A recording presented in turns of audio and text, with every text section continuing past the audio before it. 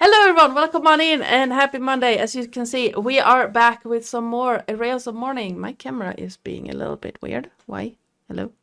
I can still hear the. Yes, in Yeah. your call, it's muted on her end. Yes. Okay. So you have to individually mute. Yes, we are back here again with some more Rails of Mourning, but it is also... Sorry. Hello. And we are back here again with some more Pride fundraising stuff. As with every year so far, we are currently raising money for a cause that has to do with the LGBT community. Last year we did the Trans Empowerment Project. This where we are back to helping out the Trevor Project. And yeah, if you type in !donate, should work, you will get a link to the donation page. And well, there is also some new channel point rewards. One per user that will enter you into a raffle at the end of the month. Each $50 donated towards the Trevor Project will reveal a secret little thing that I have planned to do this year. Or maybe not. We shall see if you reach the goals. But yes, I do hope that you are all here to help out some young people. If not, if you don't have the funds, please just spread the word. That helps more than a lot of people think. That said, the music you're listening to right now is by Aaron Kenny.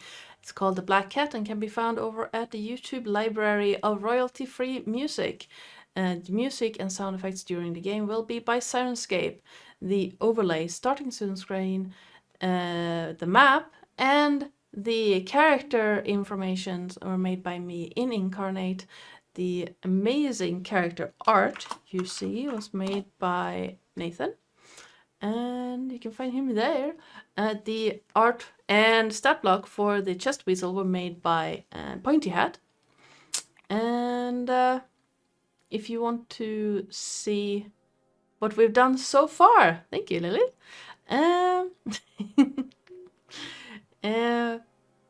You can check it out over on our YouTube channel, where you can find all previous campaigns, one-shots, and everything D&D and RPG related. And if you want to see, finally, we also have a YouTube channel, Discord. Yes, that's the thing. We have a Discord channel where you can come and hang out with us. And last but not least, if you want to see what you can do for your channel points, you can type in !perks in the chat. Now, well, I'll raffle ticket, yay! So, in accordance to Swedish gambling laws, you get one free ticket for the raffle using your channel points. You will fix this thing real quick. Nope, that was too far down. Nope, camera is being dumb. Yeah, that's fair enough. So, Andy, who are you and who are you playing? I'm Andy, and I will be portraying the moderately present in the same reality as the other people, illusionist wizard Craren. And did you know? I mean, I did, because I decided that this is something I need to do. In 1788, the Austrian army attacked itself and lost 10,000 men. The context for that is Wild. a long story. It's in the Austro-Turkish war bits of things, and they split and they were looking for the Turks, and they, cell phones were quiet invented. And eventually one guy sees the other army and goes, "Ooh, looky, Turks, let's attack them." And then they did. And they just see people storming towards the others, so they just slaughter each other and lost around 10,000 people. So if you're ever having a bad day, you're not having that bad of a day. No, you do not. That's at some point during that, you would think that someone went, "Hey, they're wearing the same colors as us. What the hell?" But no. Hi Tony. Lillith, who are you and who are you playing? Hi, I'm Lillith, or Lily, or Lils, and I'm playing Flo Bleakwood, the blood hunter werewolf of this party. Barkity bark bark.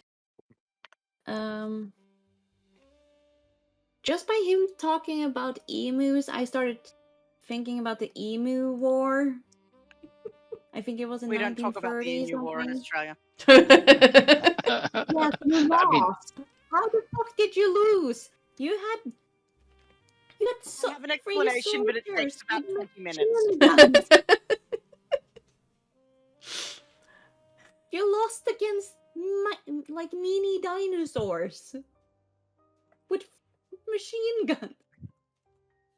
Dinosaurs with machine guns. What? It has to no. I can has see to why. do with I can see what how happened. Yeah. How dense the bushland is, how quickly and how emus move, and a bunch of other stuff. But yes, we lost a war against emus. Fuck you all. I know it's a complicated thing, and there's several documentaries on it, and it's really Funny. fascinating piece of kit. It's very funny. It is. I mean, as someone who has seen ostriches running in a flock across the like a plains, just a smaller version of that amount of numbers, that would also be terrifying.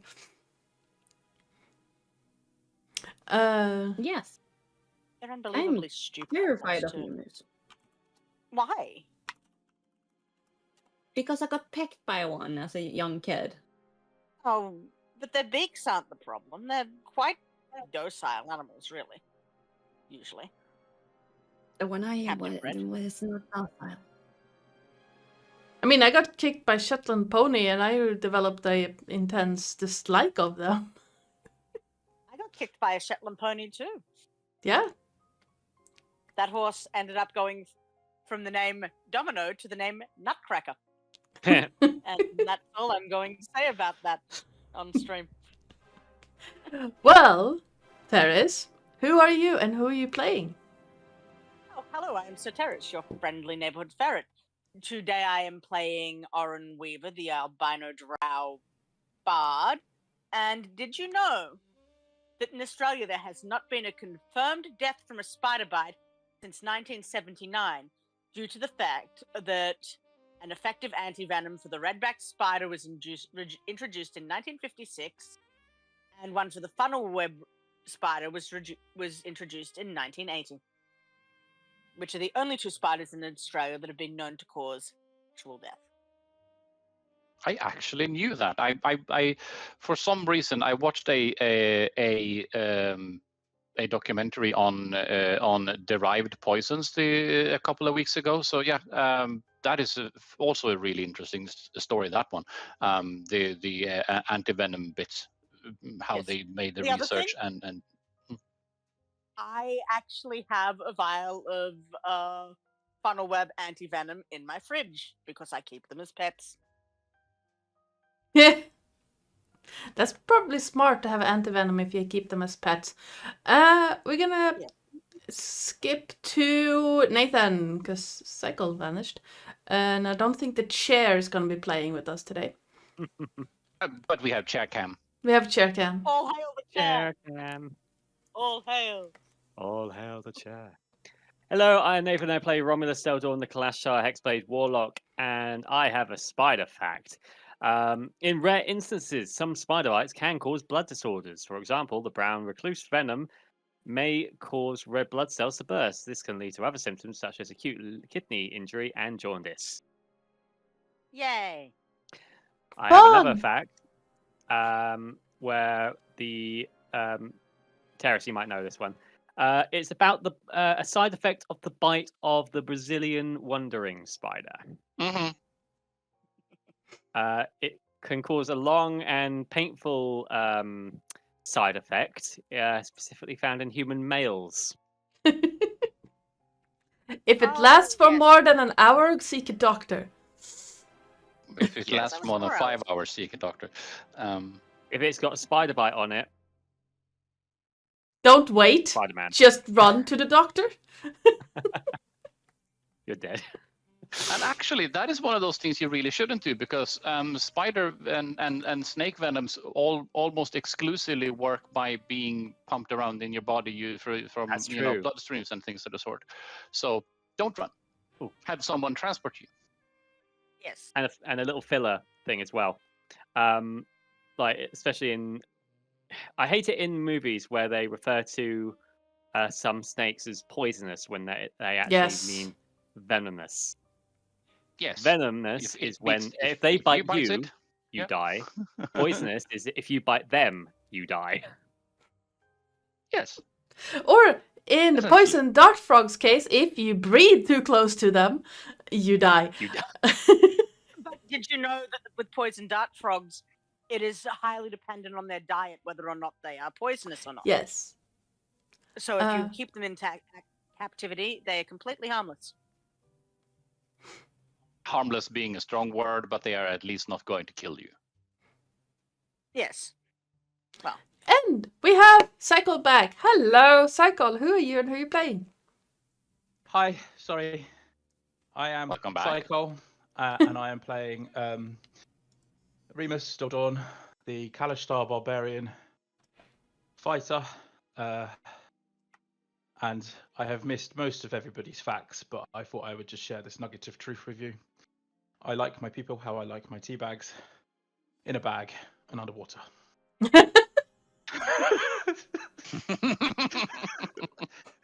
Hashtag true story. kinky. I mean, you know. Yeah, I got nothing. Hi, I am Ardana, or Joe, or you there, since Lillith is actually here. I am the GM and channel runner around these parts, and I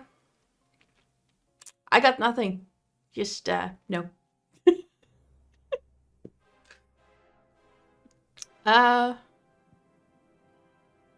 Did you know that the acacia thorns get lodged in your foot if you walk on them? That's the thing I learned in Africa. Fun. Let's not. Tangentially related to spiders, because I was not going to put my foot into a boot where a spider had vanished behind in Botswana. So that's, yeah, no. Very fair. But on that note, does anyone want to give us a recap of what happened last time? Because it's been a while. Stay a while and listen.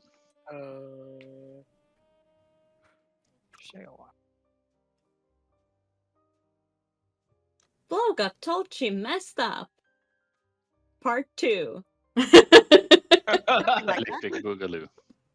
I have no memory of this place. Me neither. All right, that's what I was doing. So Flo's mentor told her she fucked up, sadly, by nom-nomming on Nathan's character. Whoopsie. Poor Romulus. Nom-nomming. Nom nom nom nom nom nom nom. But he was like, yeah, it's fine. It's fine. It's not fine, but it's fine. Need to train him. Yeah. Told us we could go to the Panther that Flo is very scared of. The were-panther that also teached her how to control herself. Yafe? Yafe, yeah. Yafe.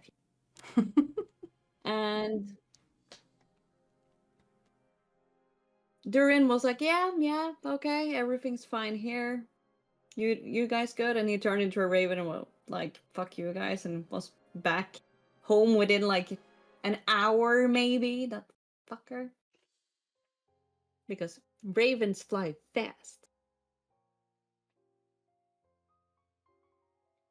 Everyone in the party got on to go outside, decided we're gonna take all the dogs with us and tell them we accidentally killed their master.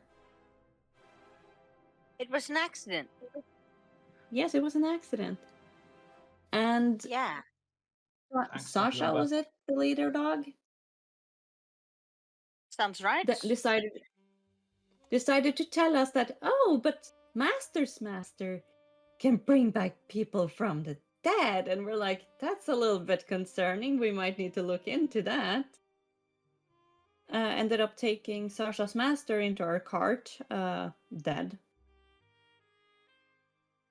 And then basically was on our way to where we are now.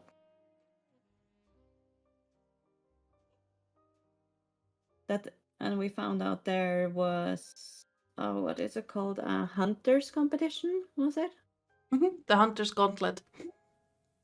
Yeah, the Gauntlet, sorry. I wrote hunters competition because I tried It's to the same thing. write Gauntlet. I tried to write Gauntlet and it's I can't. I have dyslexia. It's fine. Yeah, it's fine. It is a competition, so you're not wrong in writing that.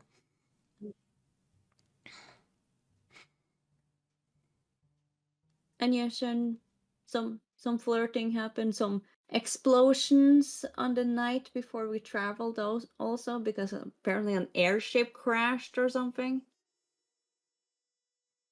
No, there Or was a meteor? No, meteor. meteor. Yeah. But no one really was interested. They were like, "Ooh, that's a boom." Yeah, that's totally fine. Feel you judging. And as we went into the gates of this place where there is the hunting competition,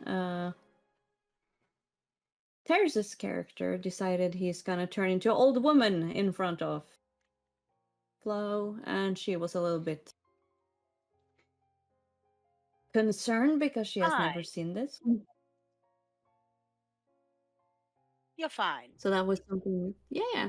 So when she saw Orin, the young elf or drow, turn into an elderly woman and accidentally telling the barkeep that this elderly woman sleeps with the elf. Mhm. It happens. Because someone got thrown out, so And it does. Yeah. Someone got thrown out, really? I didn't write his name down. There was a drunk guy that got thrown out because he couldn't handle his drinks. Was basically what I wrote. I'm not even sure you And that's asked about this. all the notes I did make. Oh?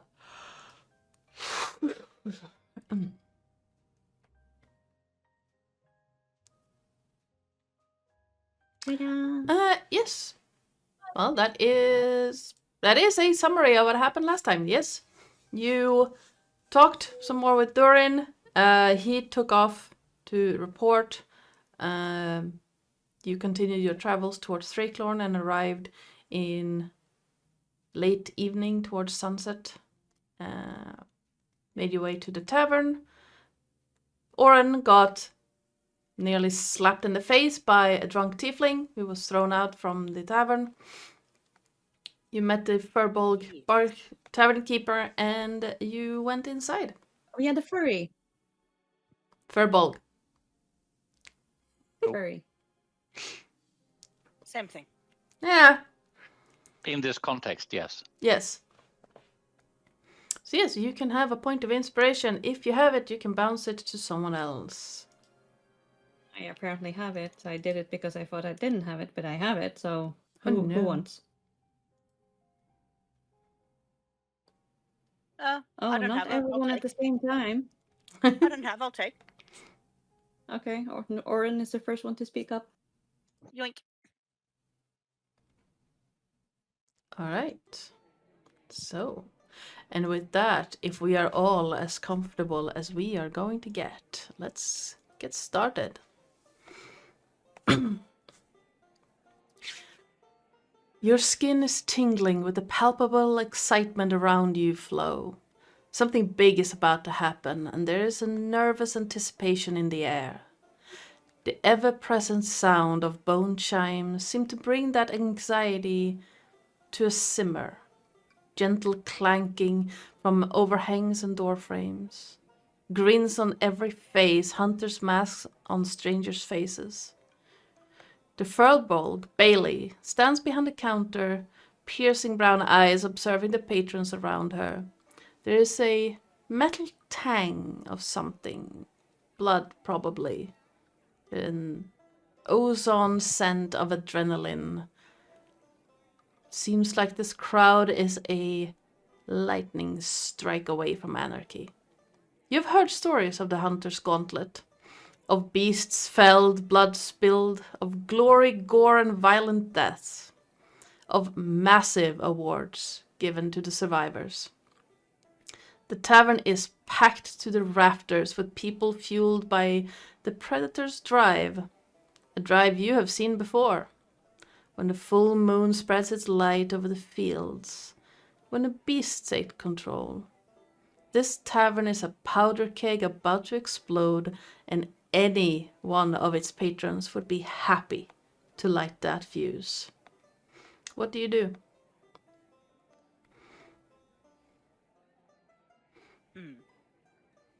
So does anyone here smell like a lycanthrope at all? Give me a perception check.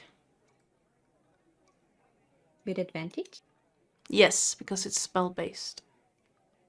Adana, I sent you something. Investigation was it? Yeah, no, perception. With advantage. Perception, alright. Ooh.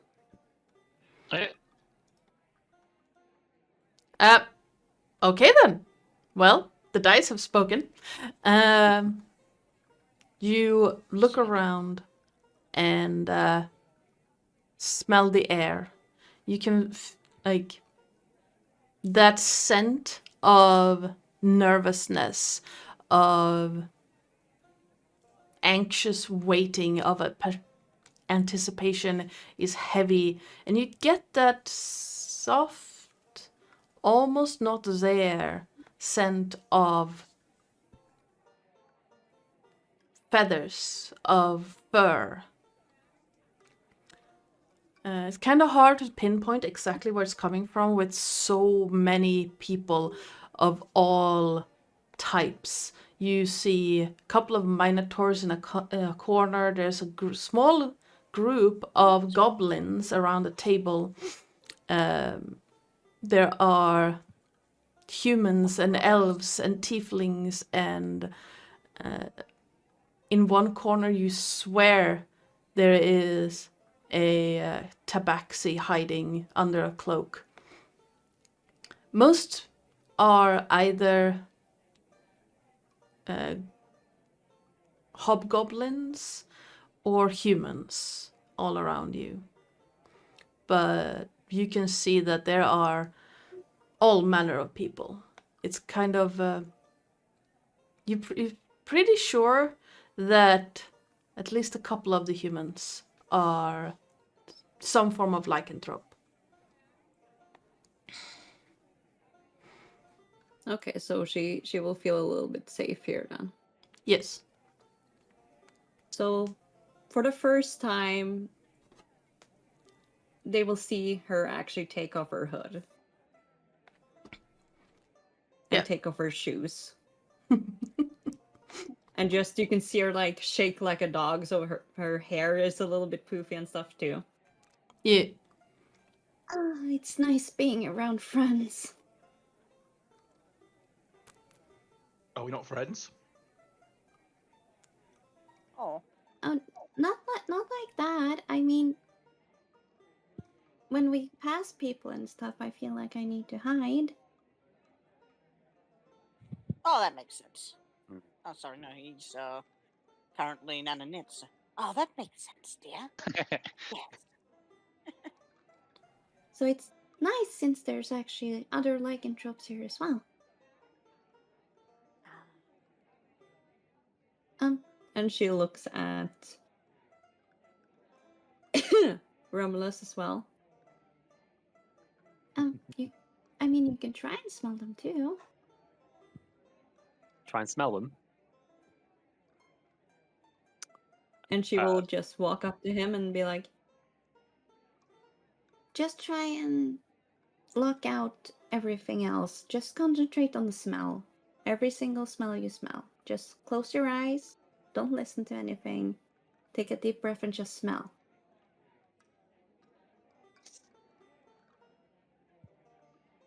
And I see a perception, I'm guessing. Yes, it's a perception roll. No, Oh my god.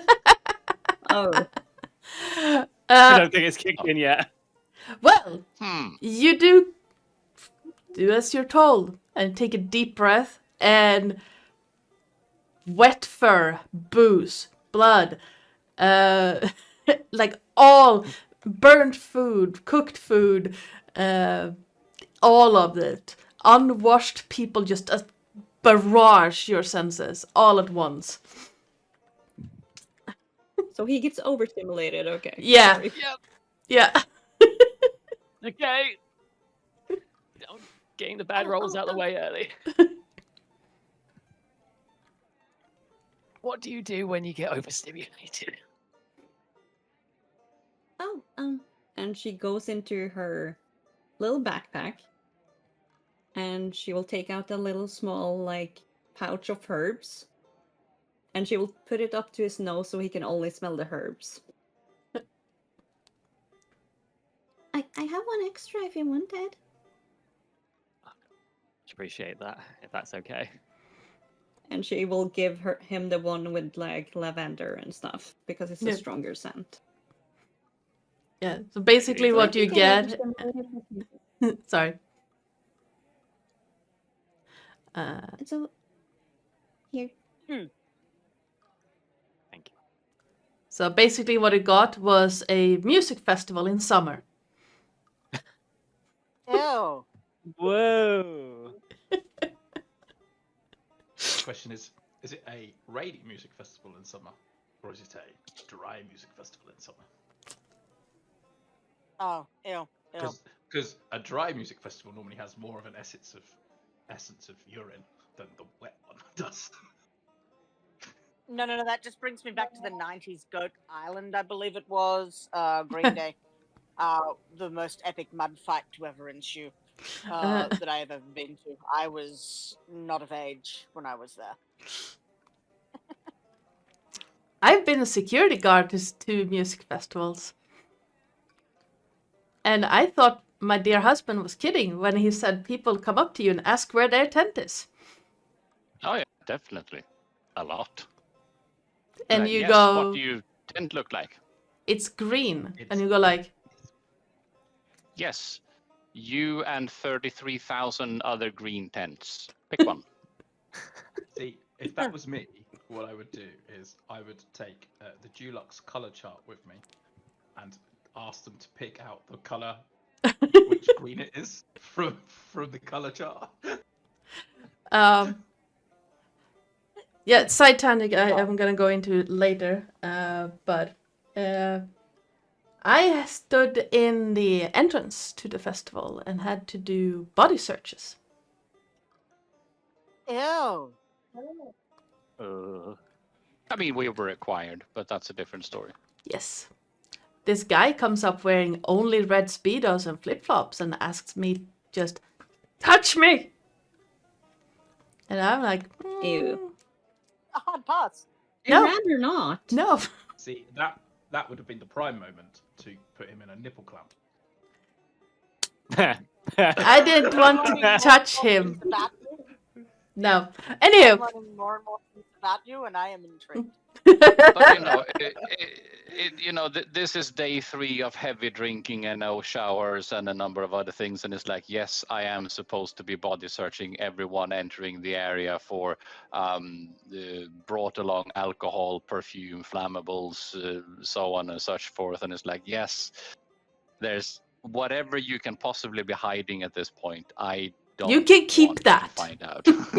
Whatever you managed to hide wearing that, you can keep. Is there a parakeet in those speedos? Oh, my bad. He was wearing something else as well. His day pass around his wrist. That is not helping. Yeah. Anyway, that was a side tangent. So yes, overwhelmed by a sudden barrage of scents, you manage to shake it off with the help of Flo's herbal package. And Flo, yes. And 3, 2, 1.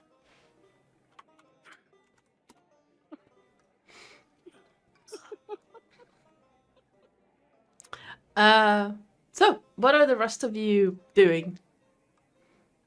Trying to breathe. I mean, fair. Sorry, I'm dying. You're welcome.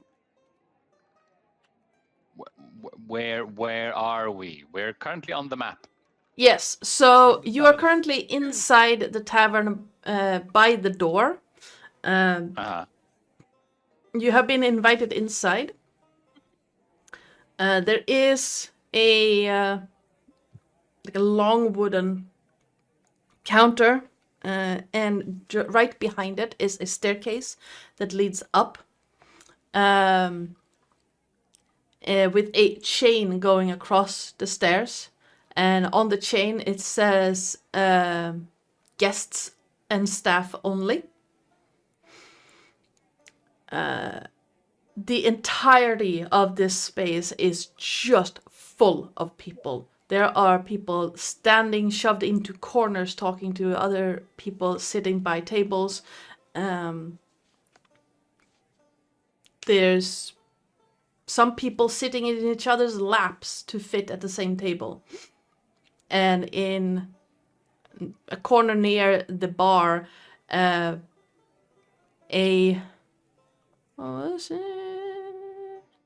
Yes, a young Whippersnapper? No, a young human-looking woman is playing some form of instrument. You think it's a lute, but it seems like she's having a little bit of a hard time concentrating, as fingers keep slipping from time to time.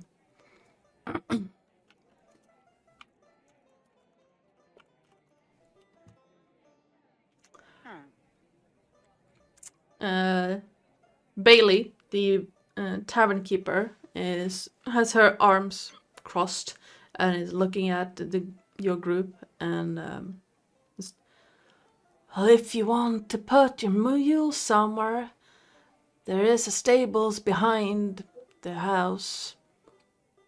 Silver per animal per day. If you want rooms, I can probably throw someone out for a gold piece, or you can sleep in the stables for a silver.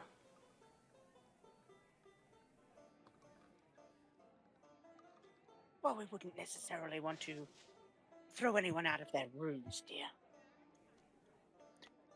It's up to you. I'm not fussed with the stables. These old bones can sleep anywhere. It's up to you, really. We have some form of stew. I think it's beef. Garen wasn't really too fussed about telling me what it was. He just said it was safe. We also have bread, cheese, and ale. Probably some water if you want it. Where did they get the cheese from? There are cows. Oh, okay, good. I mean, I know it doesn't I come from mean- the same cow, but there's beef potentially in the stew.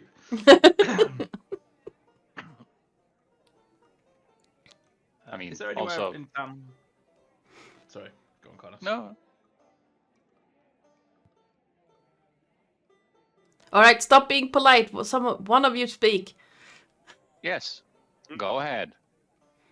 I was about to ask: is there anywhere in town that might be interested in purchasing the 2 horses or the donkeys of some Or a sort? flock of dogs, or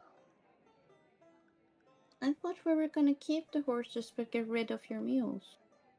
Well, I'm just contemplating requirements of where they may end up and stuff like that, given that the conversation on the gate was involved eating the horses or the mules Or the dogs. or the dogs. Well, as long as you don't sell them to the ogres, you should be fine. Or, actually, there's a tribe of goblins here. You probably shouldn't be selling it to them either. Or to those over there, and she points to a group of what looks like a group human-looking people. They're not too fussed either.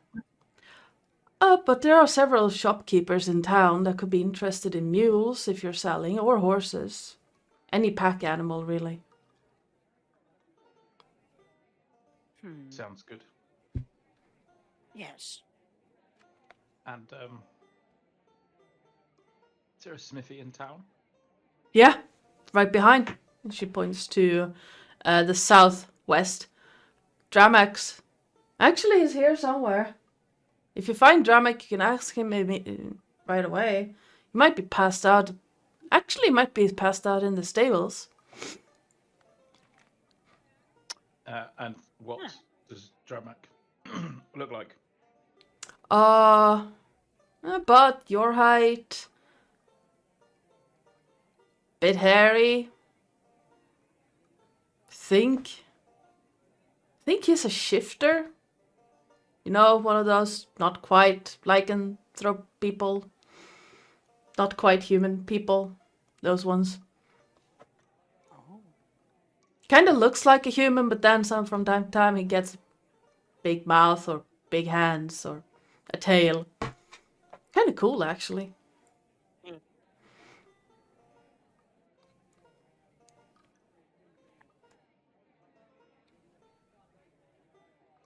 So it's a silver piece for you to sleep in the stables, a silver piece for your pack animals. I'm not going to charge for the dogs. I'm going to assume you feed them yourselves. Yes, dear. Right. And are you participating in the Gauntlet?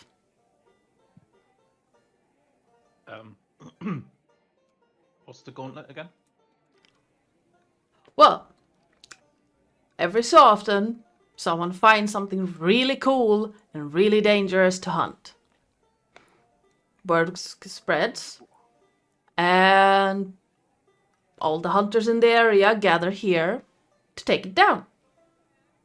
The person who brings back proof of the kill gets usually about 200 gold pieces and free meals for a month. What's the buy-in, dear? Your blood, sweat, and tears.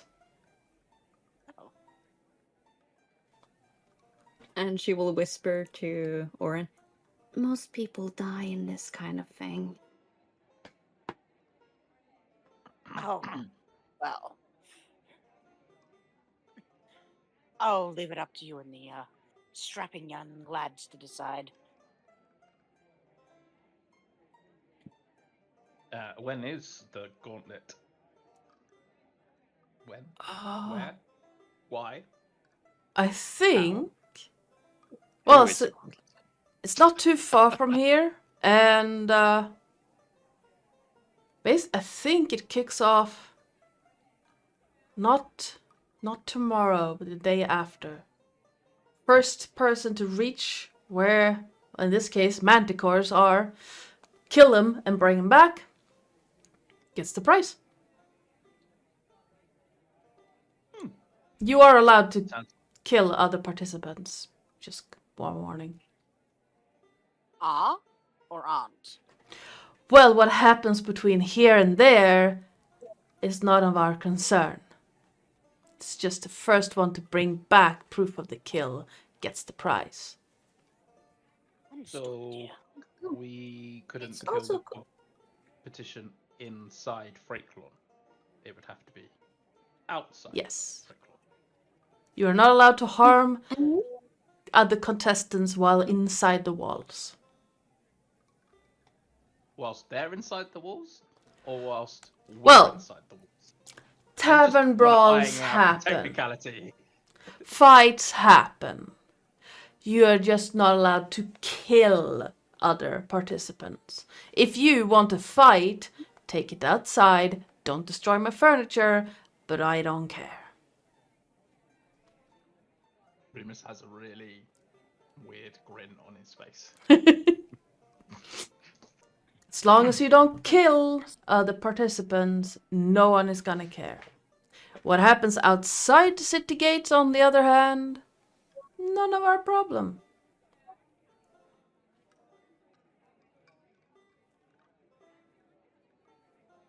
Well, up to you. Also, what is wrong with that bard? I think she had too much to drink. Ding a ding ding ding ding ding ding ding.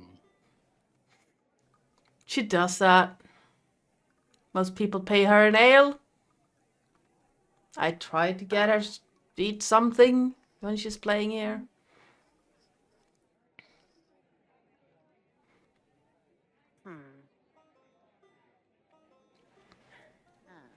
there's also quite normal that and you can see her ears go back as she looks up at this like very tall furbolg being like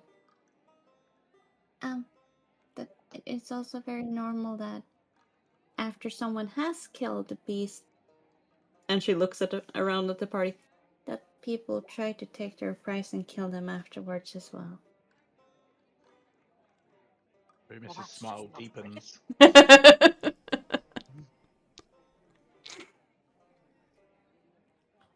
Oh, we're not really a lawless town, but if you're a hunter and you participate in the Gauntlet, all bets are off. On the other hand, if you hurt any one of our citizens, our shopkeepers, or my person, there will be hell to pay. Understood, dear.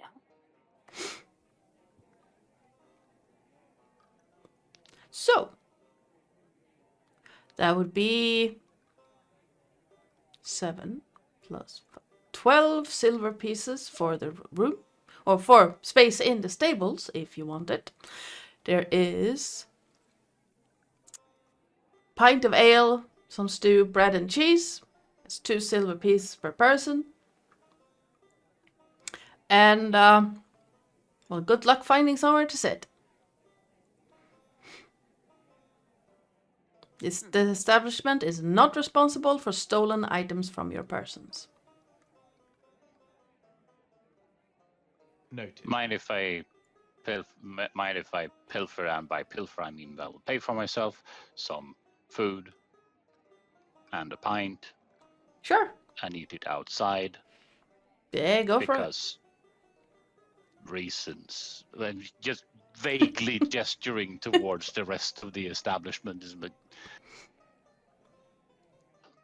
So, Eberron, aka Nana Knit, is looking around and where is this bard exactly? What are they doing other than plinking badly? So, you have the long counter that is across a good chunk of the space to the right of the door. At the end of the counter, there is a small square table, and the bar is currently sitting on a chair with her back to the table, plunking away, on a lute. My cat just decided that he was going to scratch his head through my hand. Goodness. Hey, kitty. So Nana Nitz is actually going to slowly make her way on tottery legs over to that table and make a grand show of climbing up on it. And then is going to attempt to play the hell out of her lyre All right. to drown out the sound of this terrible bard. All right. Give me a performance check. So think Willy Wonka in the original Charlie and the Chocolate Factory movie. Performance? Yes. Oh, My that's bad. only a 13. I'm going to actually burn my inspiration on that.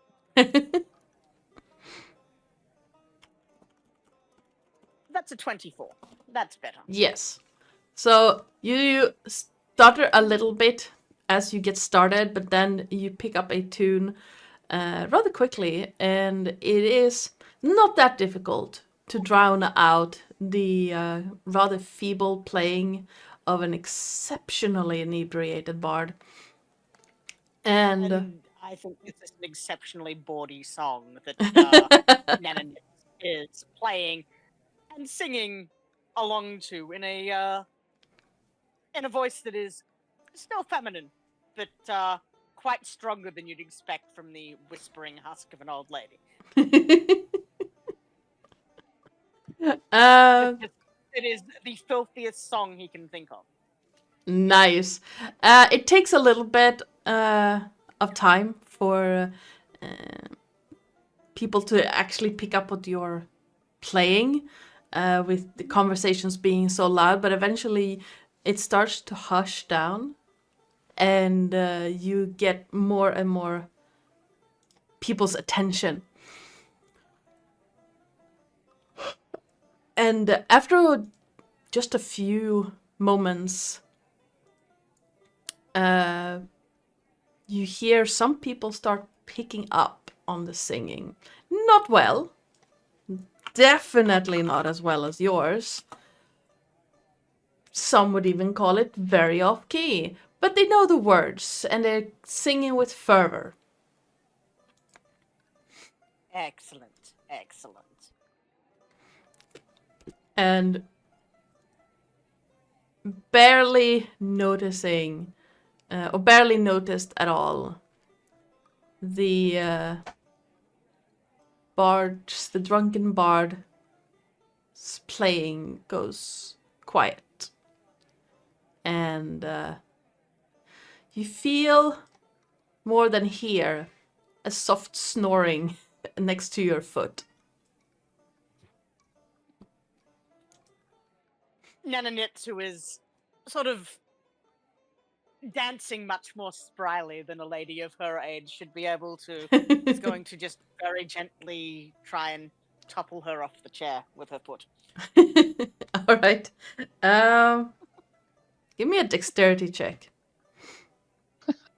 Dex check, Dex. Where? Up here. That is a 14. It takes a little bit more effort than you anticipated, but eventually she falls onto the floor and kind of rolls like halfway in under the table. So she falls towards the wall. So part of her is under the table, the next is like curled up against the wall. And she continues snoring. Well, now there is a chair for anyone who wants it.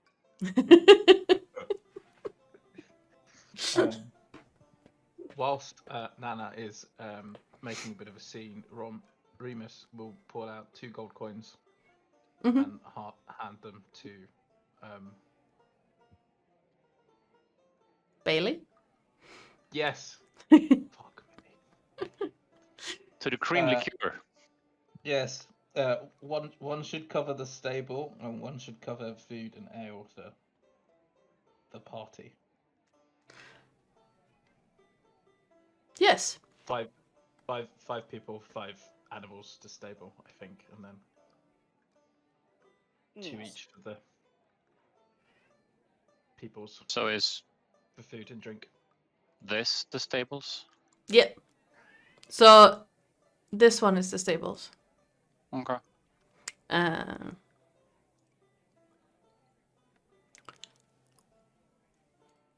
And there is a door, like almost across from, directly across from where you walk in, and then like you can see through the window across that there's a door out in the L shape of this tavern. You have to walk through a little bit on to the right and then out, and you can see the stables on the back.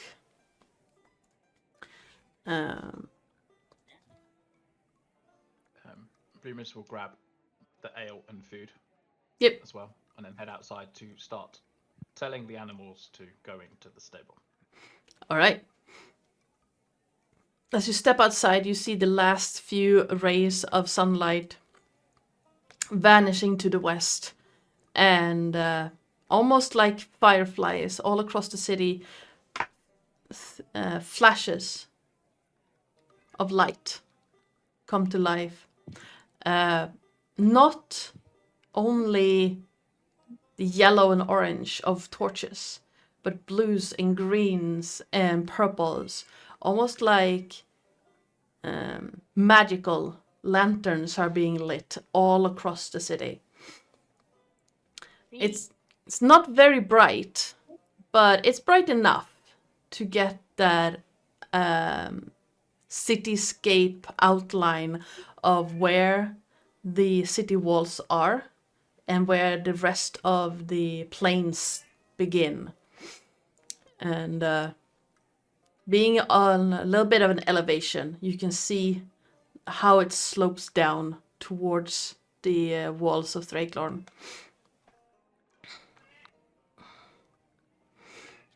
The stables themselves are almost empty.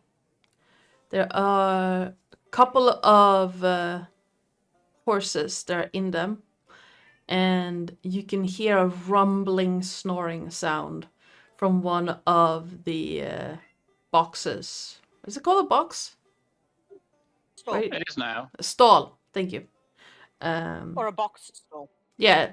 So from one of the box stalls, you hear a heavy snoring sound. That might be the blacksmith. Yes, I will investigate the snoring to confirm if it looks like a very hairy man. It is indeed a very hairy man wearing plain linen clothing, plain linen shirt and leather pants and heavy leather boots. There are burn marks all across his face, and he is like thick beard, long matted hair, and like his shirt has been rolled up on his arms, and you can see like thick, almost fur on his arms. Can I kick him in his leg to try to wake him up? Definitely. You kick him, and you hear it. And then an eye cracks open, bloodshot and slightly unfocused. Do you mean to be sleeping in the stables? It's warm, and until just now, I was alone. Yes. Well, it's going to get rather noisy in here in a moment. Once the animals make its way in. Fine. Well, I should be sober enough to go home. He stands up. He's just a little bit taller than you, Remus. Not by a whole lot, but like broad, and you can clearly tell that he's been working like Like a brick shit house. yes. And his shirt has been like there are tiny little holes in it. And he cracks his neck back and forth. You hear a popping sound from his back. Probably not entirely healthy. And he looks and he's... Huh. You're well armored. You here for the Gauntlet? Not particularly, although it does sound interesting. Well, if you want better gear, my place is that way. And he points a general southwest direction. Though I don't Good. think you need better armor. Where did you find that? Let's just say we took it off some corpses along the way. Lucky to fit you. We have a couple of spare sets going if you'd be interested in buying them. I'll take a look for sure. That's some fine craftsmanship. And I may be interested in commissioning something from you. Something slightly unusual. That requires silver. I'm listening. Though we'll speak in the morning. Because I'm not sober enough for this talk. Sounds good. I shall see you in the morning. Nice. Well, yeah, my place that way. We gathered. Bailey pointed to your general location and said that you would be out here. And I wanted to check in first. Yeah. In a general that way direction. Yeah, I should have known she would be one to say. Well, hope to see you in the morning, unless you were a hallucination. Then I don't want to see you in the morning. Here, and I'll pass the a lump of cheese from the Yeah. say, try that as a sobering thing on the way back to Cheers. Smithy. Or cheese. Cheese, exactly. And he starts stumbling out. And instead of like walking around to the road, he loops around the other way and just stumbles through some underbrush and across next to what you gather was a chicken coop, as you hear a slight banging and then upset chickens. Whoops. But you now have the stables to yourself. Or to yourselves. I'll start the ritual to have a bit to make sure I can talk to all of our menagerie and bring them in. Yep. Crichton, what are you doing?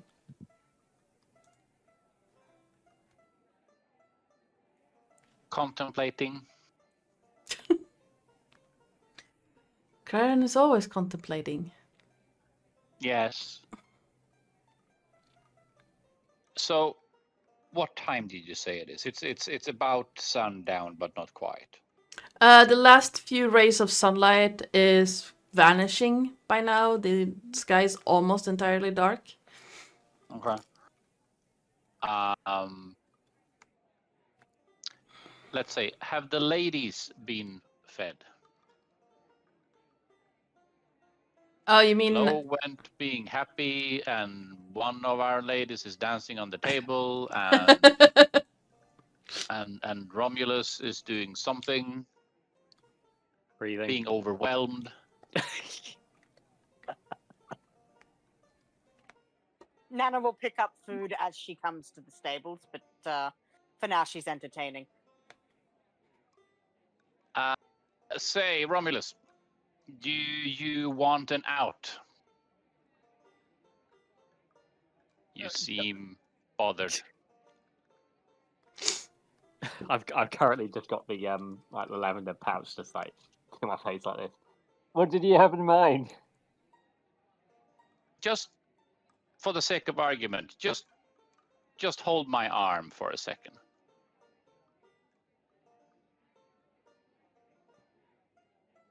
Wait. Are you...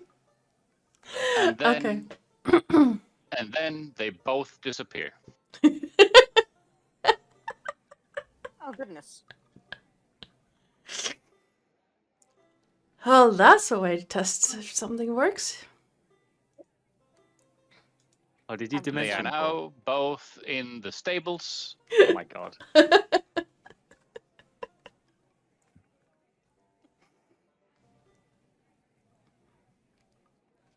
I figured you wanted an out, Thank you.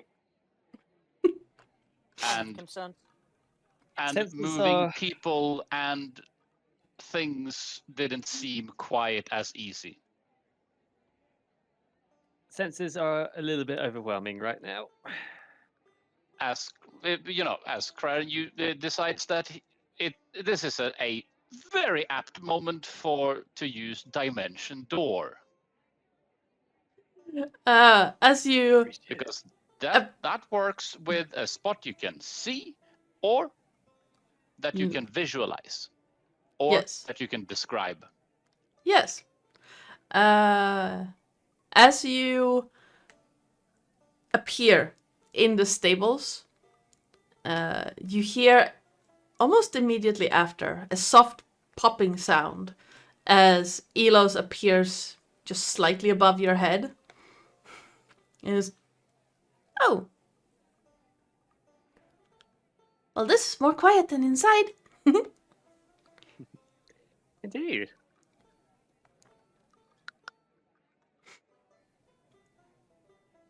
It's quite interesting. And finally, some quiet where I can eat my dinner. I'm just gonna breathe and calm down. In the corner. You look like you could use the pint more than I. You want some? I'm good for now. I think alcohol is the last thing I need. That's I appreciate the entirely offer fair. though. That is entirely Dogs fair. shouldn't drink alcohol anyway.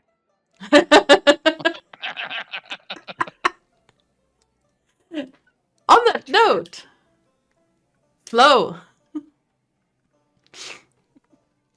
They just disappeared. Yes. Poof. And for a brief... Flo will just basically sit there. She's eaten, I presume. Or about she's bringing food, and when she sees them both disappear, and she's like, just looking around for someone, but no one is there. Come on. Did you guys just see that? Sorry, it was overwhelming. You still have, So mental It's still links. Grandma knitting there. yes, Nana Knits is Yeah, still Nana dancing. Is dancing and singing and playing the lyre. So she will just look at her and being like, This granny's gone wild. There is a free chair by the table she's dancing on now, by the way, of course there is. because she kicked the bard out of it. Poor Literally. bard. So if you want, basically, if you wanted a seat, there is now a seat. Oh.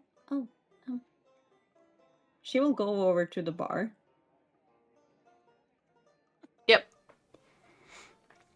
Because I believe he said we had food and ale. Yes. And Remus is back for everybody. Excuse me. Yeah. If it's not too much to ask, is it's okay to bring it out to the stable since it's a lot of people here? Oh, go for it. Is it easier for me to go back into the kitchen and get the food? No, I'll grab it for you. It's fine. Are you sure? There's a lot of people. I don't want to be a bother. Most of them are too drunk to remember their names. They're not gonna remember to get anything. I gotcha. Okay. And Bailey vanishes into the kitchen, and you hear the cluck, cluck, cluck, cluck, cluck of hooved feet. And maybe a minute later, she comes back out with a bowl. Quickly scans the crowd around you, shrugs as nothing really has happened, and pours you a pint from a keg by the wall, and places everything, like a piece of bread balancing on the bowl, a piece of cheese on top of the bread, and then a pint of ale next to it. Oh. Delish. Thank you. Oh, you're paying.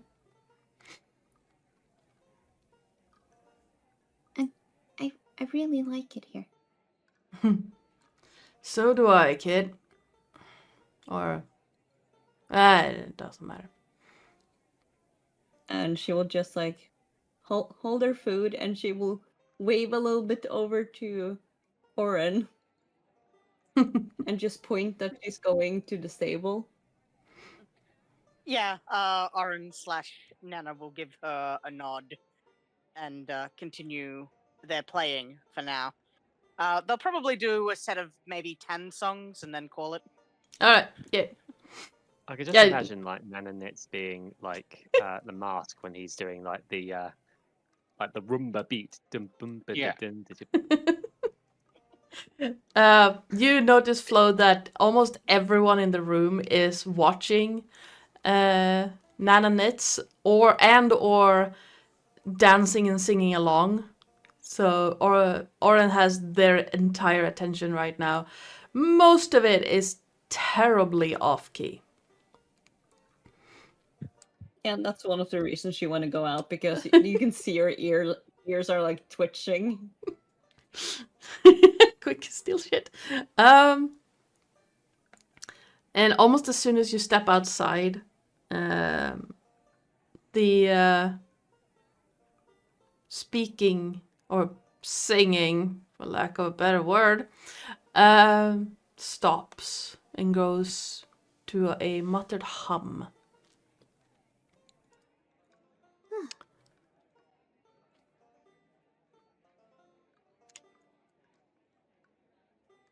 And she will just walk to the stables. All right. As you keep up your set, Oren, more and more people seems to falter and fall behind. The tavern starts clearing. A lot of people walk or disappear up the stairs. Some out the door, and a lot are falling asleep where they're sitting as the night Very progresses. fair. There has been a lot of drinking and dancing and singing going on. Yeah, having judged their singing to be wanting after the first couple of songs, he'd Yeah. have gotten out the more simple crowd pleasers that people can easily sing along to. Yeah. And You know it. Clap your hands too. basically, it's starting to get to that level of brain capacity towards the end of it. But the whole time, Oren, you know, can see, Songs like "We Will Orc You." yeah. We will what? We'll what? You. Walk you. Walk Oh, you. okay. And the whole time, you see Bailey, like, arms still crossed in front of her, but tapping along with the music and nodding very happy that her patrons seem happy with the situation. And yeah, once everything seems to have died down quite a bit, Nana Nits will wander over to the bar, over to Bailey, and just be, well, dear, I think the evening has been saved. I'm ready for my meal now. Oh, you've certainly deserved it, old timer. Thank you, dear. Oh, there's still some life in these old bones yet. If you're that spry at your age, I think you've deserved something for that. And she's gonna Oh. push over a small bag. You hear it clinking slightly. That's Oh, for preventing brawling. thank you, dear. And you know what? Breakfast on me tomorrow, you and your friends. Still have to pay for your animals, though. Oh, of course. Thank you so much. They'll Well, be delighted. I'm the one who doesn't have to fix furniture tomorrow. Ah. Well, if we're here tomorrow night, and that's up to my friends, I'll give it another go. Feel free. I don't know what Linda over there had thought of, but don't think she'll be waking up until the early morning. Well, if you can't handle your ale, don't drink in bard. Yeah. Yeah. I wouldn't know. I can't hold a tune to save my life. Could tell. Well, neither can most of the patrons. That is true. I'm gonna need something to wash down that painful memory. And you can see like her poofy ears sticking out, and she just rubs behind one of them, like, I can deal with some pain, provided I don't have to buy new furniture. Oh, stuffing one's ears with cotton wool helps. That's fair. I'll try that. Yeah, I will very much try that. Yes. Well, I'll retire to the stables. Thank you for allowing me the pleasure of entertaining your patrons. Anytime, and I mean that. Anytime you want. Just pick up that lyre of yours and have fun. Absolutely, Val. Good night. Good night. And Oren will wander off with the bag of tinkle crinkles and food and presumably a water because he doesn't generally drink. Yeah. In the bag, there are. It's not a lot. You find 1 gold piece, 16 silver pieces, and 8 copper. He will immediately, coming in, hand that to whoever's holding the kitty. Basically, whoever's holding the group funds. Yeah. What was it again? Let me write that down. You got 1 Sorry. gold piece, I'll 16 open my spreadsheet. silver, and 8 copper.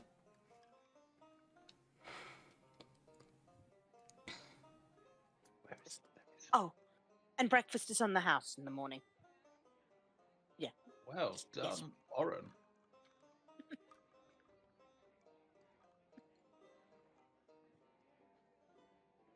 Well, we couldn't have that drunk bard killing the mood now, could we, dears?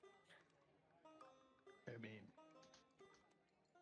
I don't think there was much of a mood in there, so there wasn't much to kill. Exactly.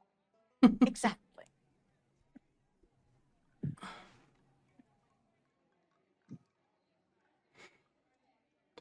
I'm all for an assassination, but perhaps not an assassination of the overall joviality of a tavern.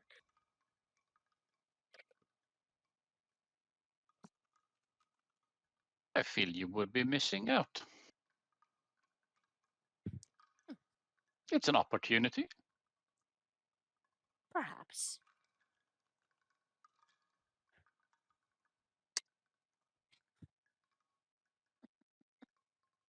All right. Yeah.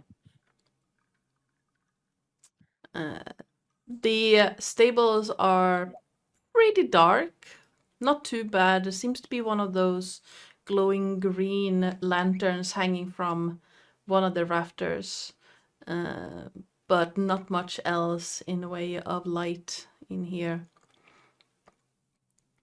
And you can hear Is that. that going to be like a computer light keeping me up all night? That is entirely charger? up to you. That's a you problem. Nah. You can probably put the lantern somewhere else, but I mean, since all of you have... Well, actually, Flo is the only one who doesn't have dark vision. So all of you would be fine except her. That's fair. No, I think Oren has worn himself out enough that he's out like a light after he's eaten. He just has a food coma. Nice. I can check. Soren, second shift. Well, you're out cold anyway. Second shift it is. I usually take second shift because I usually prepare breakfast, so I don't need to today. I mean, I will be right back. you do whatever, I guess. When you're not doing... What do you do when you don't do breakfast? Write music. Oh. Knit. Fascinating. Just I mean, never someone crossed has my to write mind. 40 songs. Sharpen my blades. I mean, most of the normal stuff, I guess.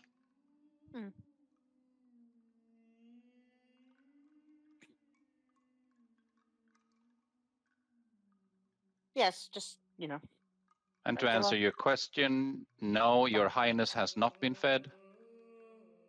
oh no. Yeah, I figured. I went to feed him. Big kitty. All right. Anything else you want to do before going to bed? I am fairly good.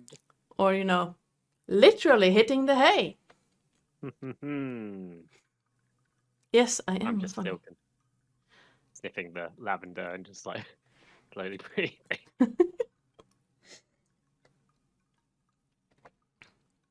I think Flo would just go over to Elam and just like brush him a little bit, making him clean. And if I see you sniffing on that lavender pouch, Oren would offer to prestidigitate the inside of your nostrils.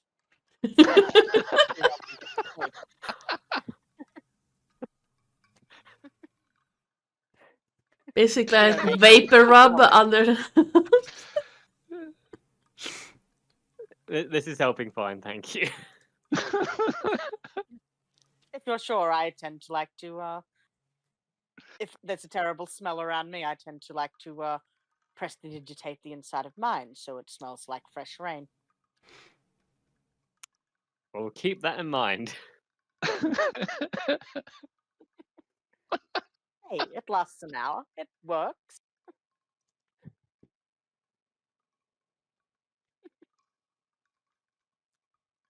All right. Do I have that one somewhere here? Somewhere? Where's my... All right. With the regular... Is this the one? Nope, that's not the one. This is the one. With the regular watches, could Oren and Craren please roll me a D100 each? Oh, fuck I you. can do that. Let me find a D100. It Well, that will was a be noise. fine. I mean, there you go, I guess. Oh. Well, dang. On the upper echelons of dice rolling.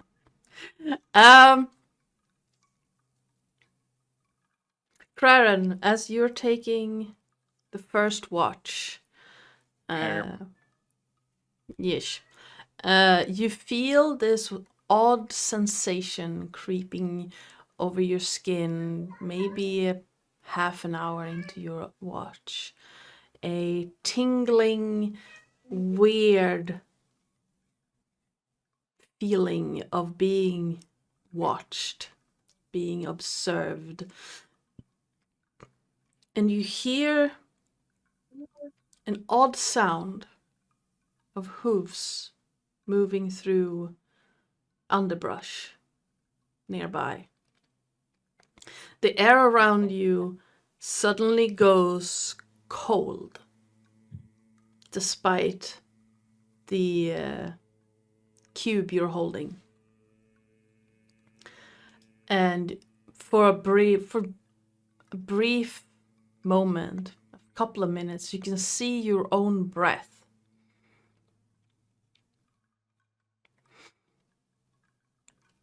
And then it fades.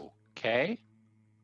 The warmth comes back, and that sensation of being watched fades completely. Nice.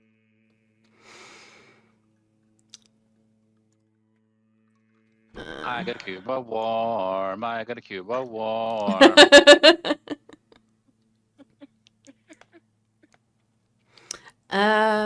The other one is for when you wake up.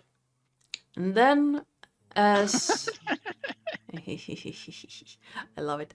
And then as you swap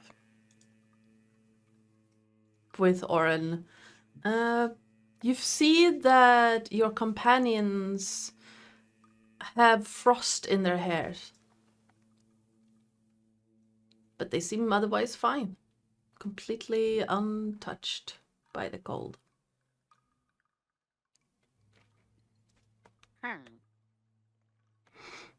This is perfectly normal indoors.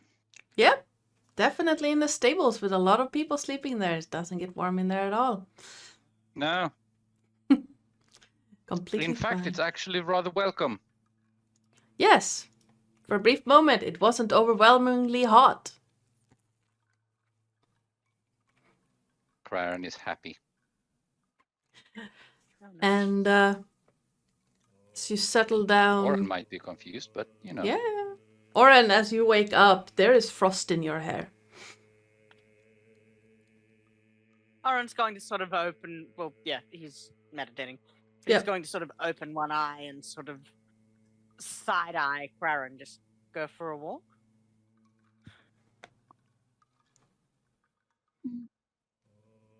Nah, not really. But you know, apparently things happen around here. Huh. I mean, Unusual look around you. things. Everyone's a little frosty. What Yeah. happened? I have no idea. It came, it went, and then frost. Yeah. Interesting. I'm not protesting being able to breathe and exist in this space without melting. Quite like the melting. I might add, Oren is speaking like that because he is speaking in Elvish. Yes. Yes. Just Hey. Interesting. Are you a bit chilly? I was. I'm not now. Okay. Well, if you're chilly, let me know. You know, there's things we have that can help with that. Like vigorous nighttime activity.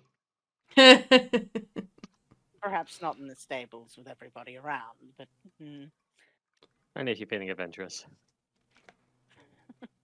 Voyeurism is a thing, but We Voyeurism ask is first. a thing. Heck. as Participation enticing as also that is, Oren, I will say that there's easier things. This is a thermal cube. You might like it. I do like your thermal cube. It's quite toasty. Do you have use for it, or are you okay? I'm fine for now. Okay. And then Crane just A few stuffs chilly it back nights in. is never. Yeah, a few chilly nights won't kill me. That is fair. And Crane will just stuff the cube back into his pocket and assume the meditating position. All right. Crane, you slip into the meditation as easy as it's been 100 times before. And the world around fades slightly. Though maybe an hour in, the world fades. And instead of the gloomy green light of the stables, instead of the scent of hay and leather and fur, you smell dew on leaves. A soft pastel light wraps around you, folding in on itself for what seems like an eternity in every direction. Oh, bother. Every possibility you have ever dreamed of seems to dance all around you, bright beyond comprehension and darker than any ocean you have seen. Crystal shards swirl around you, forming into a thick tome of impossible runes, fractals, and symbols. Look at them and you understand them all. You've learned them all. Bending the light around you to your will, images of your imagination forced into the visions of others through beautiful dances of light, illusions, and dreams. A pattern of pearlescent shales stretches out all around you, wrapping around streaming pillars of broken mirages. Banners of wispy black gossamer stream from the shattered pillars, breaking the pattern into islands of crystal thought. A blemish mark held aloft by a skeletal hand. Under each of these banners sits a tombstone bearing a name that you know. Each stone is cradled in soft paws and raven black wings. Large yellow eyes open in the void above you and observe you, comforting and safe. Black feathers start falling around you, covering the ground in a soft blanket. The loss of millennia falls with them, shaking you awake, and you find yourself again back in that small stable.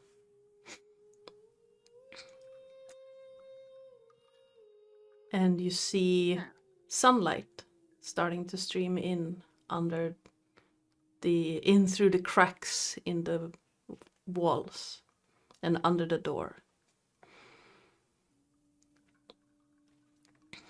Excellent. That's not Kraren's reaction. That's my reaction. Because that was really nice. That was very nice. That was exceptionally well done.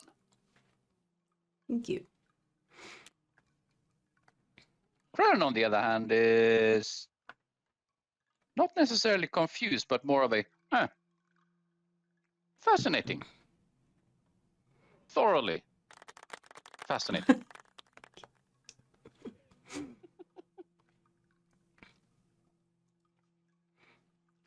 Are the other ones awake, or is just Oren awake, or whatever? Looking around you, you only see Oren awake. The others are shifting in, about to wake up, though. And, you know, Craren will speak to Oren in Elvish because, you know, speaking in different tongues is, especially when you wake up, is, or, you know, wake up is a strong word. But yeah, just so that was a piece of thing, you know. You mentioned you had a vision not too long ago, and then I had, you know, another one. So it's interesting. Things seems to be happening. Are you all If only I right? understood what. Are you all right? I'm more confused. Not necessarily confused, but more of a. There's more to this story, but I also don't even know what story it is. It's just, hi, this is a chapter of a story. Mid-story, you know. There's no beginning, there's no end, there's just a mid-chapter that just happened. And it was strange. Sounds a little disorienting. I'm sorry, what? It sounds a little disorienting. It was a bit disorienting, but also rather reassuring at the same time. And Good, then, at least you know, it was a positive experience. it was. And he will, you know, relay bits about bits of the, you know, the story you just had as well. So yeah, it's a fascinating thing. I wonder. What does it mean? Yes, that makes two of us asking that question. Fascinating piece. Very fascinating piece. I will have to write this down. Perhaps I'll write a song of it.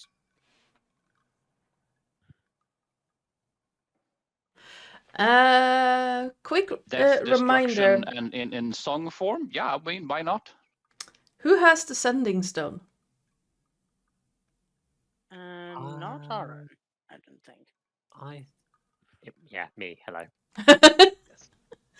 Somehow we made Romulus the responsible one. Romulus, as you are slowly coming to consciousness, you feel a pulsing in the back of your mind. Not like someone's trying to invade it, but more like a almost like that dial-up signal going hello, hello, hello, hello. More of a hey asshole. Beep boop. I sit up and like, okay, what's this? I mean, I can only assume, when was the last time you sent a message? It's quite a while ago now. When we left Mordane's Hall, we said Was that it? we would cut the rail down to Frakelorn to try to stay as far away from Mordane as possible. I think I sent it on your behalf when you weren't here. Yeah. I was having an out-of-body experience. Yes.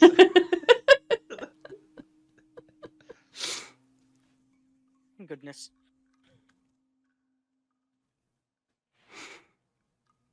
So I have a look at the sending stone, see if that is. Yeah. Rummaging through your pack, you do, as soon as you touch the sending stone, you feel that vibrating noise get louder. Basically. And as you grasp it, you hear Derek's voice. Just hoping, hope to find you alive. Hope your mission is going well. If you're dead, well, shit. If you're alive, send a message back. This is a voice message. Basically. Now, so, how, for those who don't know, chat, hi. Sending stone, you can send 25 words, and then you can respond with 25 words. And we used to collect call function. Yeah, and apparently Derek is a morning person. Or he's an extremely late person. Yes. Either one of those. Yes. He's just a person. He's just He's just our. a poor Let boy. me- Loves him. If you're alive, let me know your progress. If you don't get back to, if you don't get back, I assume you're dead. We'll send out another team. Oops. We've got a voicemail. What? Well, Very trouble. what shall we? Well, presumably, let's confirm that we are still alive. We're at insert name of town that we're in. I mean, should we do some, postcard thing? I'm here. You're not. Bye. If only this had like a image creation function, we could take a picture. Team selfie. Take us in front of the sign of the town. Yes. If it wasn't for the fact that it would quite possibly confuse the fuck out of our contractor, Crown could use magical paper to send a message, but that's not the agreed upon communication. Okay, shall we just confirm that we're alive and where we're at in terms of progress? Yes. Eat. Okay, I press the Oh, it's so cold. green button. What's it? Basically, all you have to do is just hold it and then speak into the sending stone. All alive at Thraklorn. Freyclon. Progress is going well. Have arrived without wounds. That would be a lie. We'll Shut keep up. you posted as we progress to Great Crag. Yeah, that should be the next major stop, right? Yeah. Yes. Well, Would that be unless you like, decide to detour to Sharn, who the hell knows? You've got four. Love you. Bye. You've got four words left. XXXX. Four kisses. There you go. All right. I have concern. I wonder how Derek will appreciate the murderer saying "love you, bye" at the party. I mean, Convicted murderer in the party. hugs, And it said, hugs and "Love you, bye." kisses. Yeah, and hugs and kisses. Well, okay. Have we even told them that Crowns joined the party? Not that I know of. We've also not explained that Flo's currently with us either. That was literally the first thing you asked when Crown arrived. That was literally Yes. the first thing you asked when Crown arrived. Was it? Why are you here? Yes, sent as backup by Derek. Really? Oh, right, yeah. Okay. But we didn't confirm that you had arrived, though, did we? So you could have been sent by Derek as backup, but we've not confirmed that you've arrived. We have, I believe, confirmed. That is we fair. That is picked up entirely Oren. fair. That is along entirely the- fair. And Yeah. yes. But it's like, but yes, that was the first thing you asked. I've been asleep since then. I mean, I have concerns. I have All right. a This- concern. This D&D my campaign entire is very much dream froze.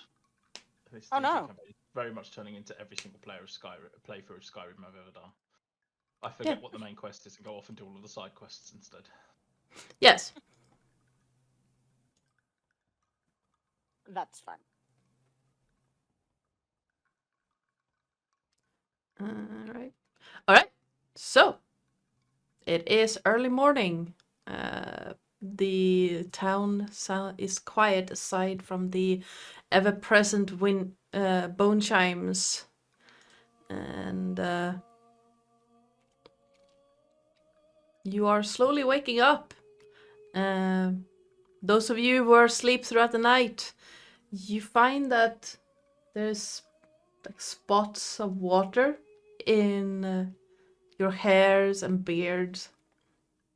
And you feel a little bit chilled, but that's it. Good. As we wake up, I go, Claren, were you testing some sort of frost spell last night? Not particular, no. Why? Oren? Well, Oh, no, not me.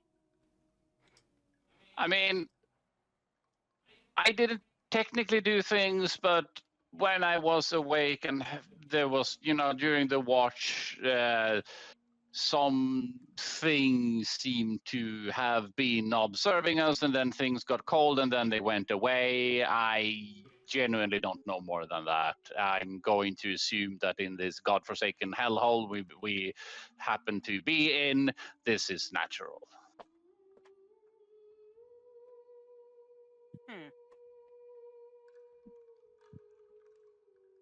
cool. But Quite other than that, refreshing, I have really. no idea. It's quite refreshing. I shake my head a bit to get some of the water off. Yeah, Oren, looking at this, sort of shakes his head and, right, prestidigitate, you will dry. And clean, because it's morning. There are no showers. Given Oren, who needs a shower. Yes. Oh, no, Oren is fastidiously clean. He prestidigitates himself thoroughly every morning. So.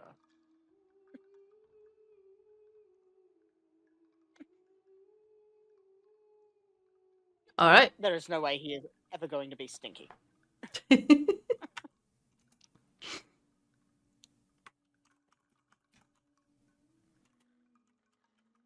Right. Oh god, cat. Cat, ow. So, Sorry, hang on. Off. Thank you. Okay, sorry about that. Sorry about what? Oh, my cat just, decided that he was not going to get off my lap and dug his claws into my thigh. Oof. I can see how that's impractical, yeah. Yep. He's my biggest cat, too. It's Trax. Ah. Thank you for that. So, you have 1 day to kill here if you want to participate in the Gauntlet. And you wanted to go to the blacksmith. And there are other things I know you were talking about you wanting to do in Thrakelorn. Selling animals, apparently. Yes, selling animals and... Was there something else?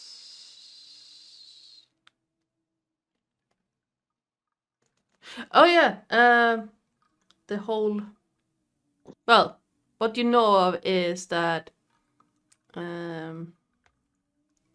you wanted to visit the blacksmith, you wanted to sell off some of the animals, and you know that the leader of this region resides in this town.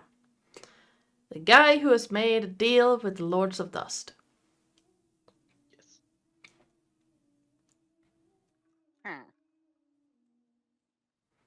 So, so Remus will go inside and collect the 3 breakfasts that we've all got. Yep. From Oren's night before, antics the night before. And as we're sitting down and eating, Remus will turn to the party and say, "So, are we going to take part in this hunt? Ting? Manticore That sounds isn't- like fun." Sorry. Just, that's entirely up to you guys. I don't really have a preference.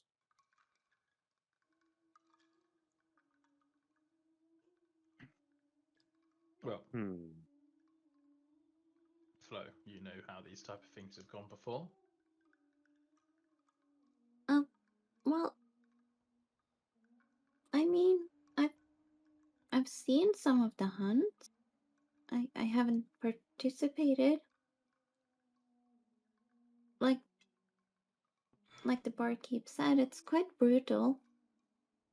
They find a beast, and the one who comes back with proof that they killed it wins. And once you step outside the gates here, it's a competition until you get inside the gates again. So Well, you're a target, technically, as you step outside, and you can see her ears droop a little bit. how about this? We have a day, right? Before it's Gauntlet time. Why don't we scope out the competition and see how much weaker or stronger they are than us, so we can decide whether we, want to try and participate with these lot of mongrels.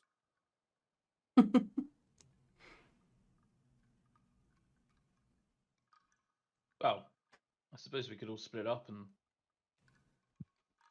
do that. I think it'd be good to offload some of the stuff that we have, and I've already spoken to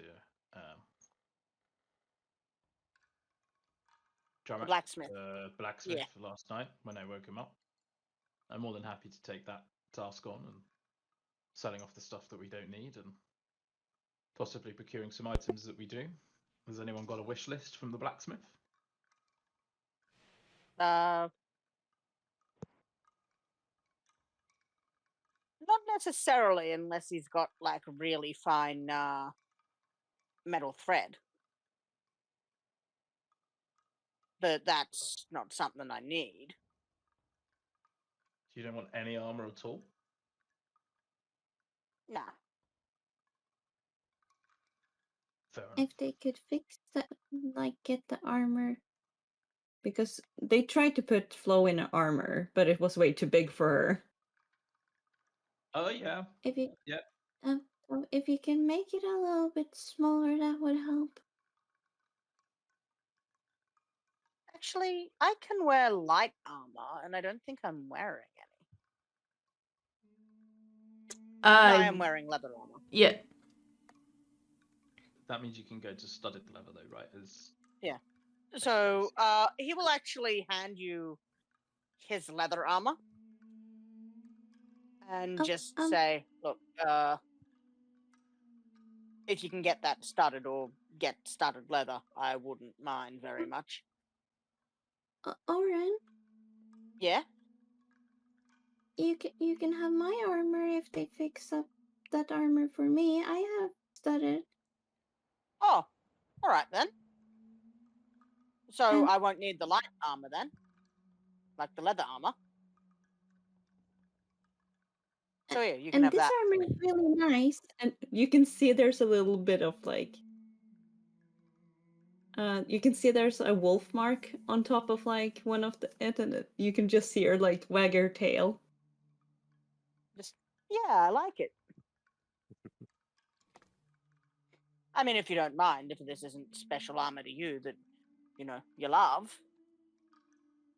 No. We get new armors all the time, usually because you can see her like her ears perk up a little bit because we accidentally break it. Oh, I see. Yeah, no, I'd love that. Well, Oren, why don't you jot down the measurements for both Flo and yourself, and I'll get them both altered whilst I'm at the blacksmith's. Yeah, and he will take Flo's measurements. He's already got his own, which he gives you. Nice. Any weapons for anybody? Oh, no, I prefer spells. I have static Actually, I have a dagger blank, and I have a handle, but I haven't had the time or opportunity to hammer them together, and I'm going to assume that he would be able to do that with a lot more ease. I also have some unworked ore that we got from that mine. There might be enough for maybe a dagger or something. Yeah. Okay, I could do that. Is that The- metal? If you remember the Fires thing, metal. Yeah. Yeah. that one. Yes. Yeah. All right. So Remus is going to the blacksmiths. Do anyone of you want to do anything else? I'll actually follow along to the blacksmith. Just to like be efficient about the shopping expedition. Yes. Yeah. One of the things that Yeah, Flo will basically just go with Oren and like scout the competition, like he said. Yeah, so Oren's just going to wander about looking at places where people might be training or, drinking and chatting in the tavern. He's as he's been talking, he's been putting on his Nanonit's disguise. All right. Yes, Psycole. Oh, Remus.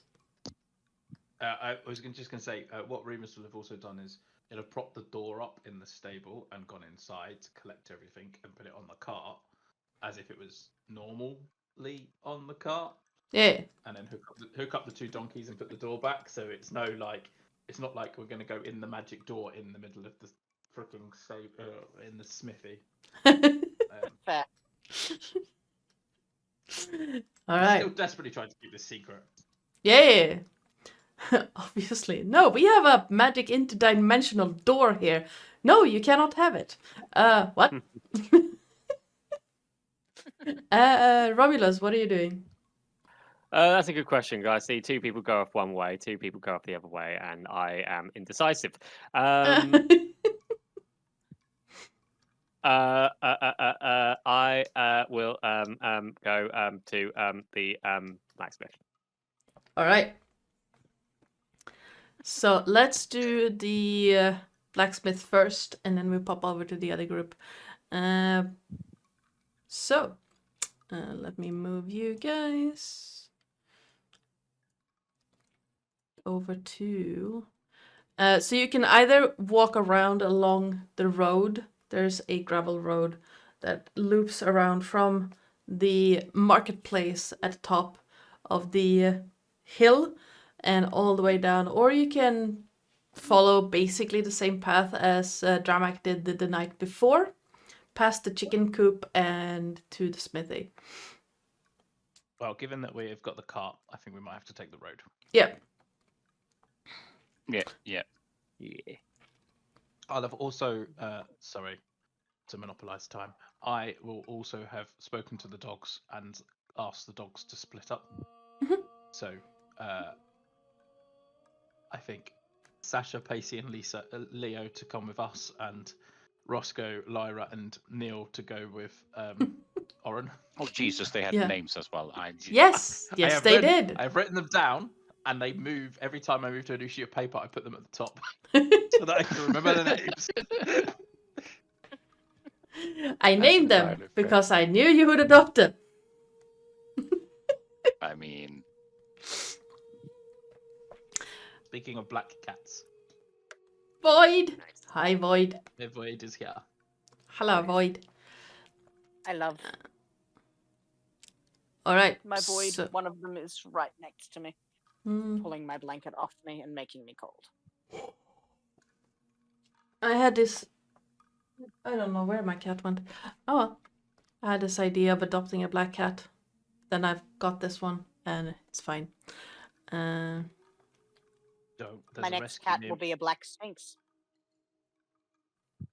There's a rescue near me that's literally crying out for people to adopt cats because they've got so many kittens in at the moment because of all the people that don't spay their cats. Mm-hmm. And then desperately also crying out for people to take the black ones because there's about 5 or 6 of them that no one's interested in. And I'm like, if only you were a bit younger, I'd get you some more siblings. Don't look at me like that. You want some Yeah. siblings, don't you? My oldest cat is 18 and a half. or a little bit over. And my youngest is a little over 1, I believe. Well, this particular rescue is like, if you've got a cat that's like 2 years old, they're happy to kind of let you rescue kittens from them. But if it's more than 2 years old, they have seen proportionally more returns of kittens because the older cats don't take with it, so they prefer not to home it with cats older than 2. That's fair. Yeah. All right. So Kitties. I would adopt all of them, but would I. not in the country. Also, don't have the space. Yeah, you make your way around to. That's not where you click to do that. To Dramak's smithy. The morning is well on its way by this point. Let's see. It was Remus, Romulus, and Craren that went to the smiths. And These little pigs went to the market. So there's 2 mules and 3 dogs. yes, Yes. I'm not gonna put the dogs on there because it's just gonna slow everything down. You're just gonna have to imagine that they're part of the package of the 2 mules. I'm also not gonna move the horses around, so you just have to imagine that they are around there somewhere. Hottie. Hussies. You arrive at the smithy just as you see the man from the night before, Remus, starting to set up, heating up the forge, and setting all the tools out. And this morning, his hair is like combed back in a tight ponytail, and he is wearing a very large leather apron and heavy leather gloves. Hearing you approach, he turns his head over and just not an hallucination. No. Did you enjoy your party with the chickens last night?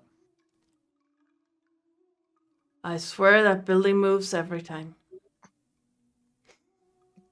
I can imagine the ground is not particularly stable around Yeah.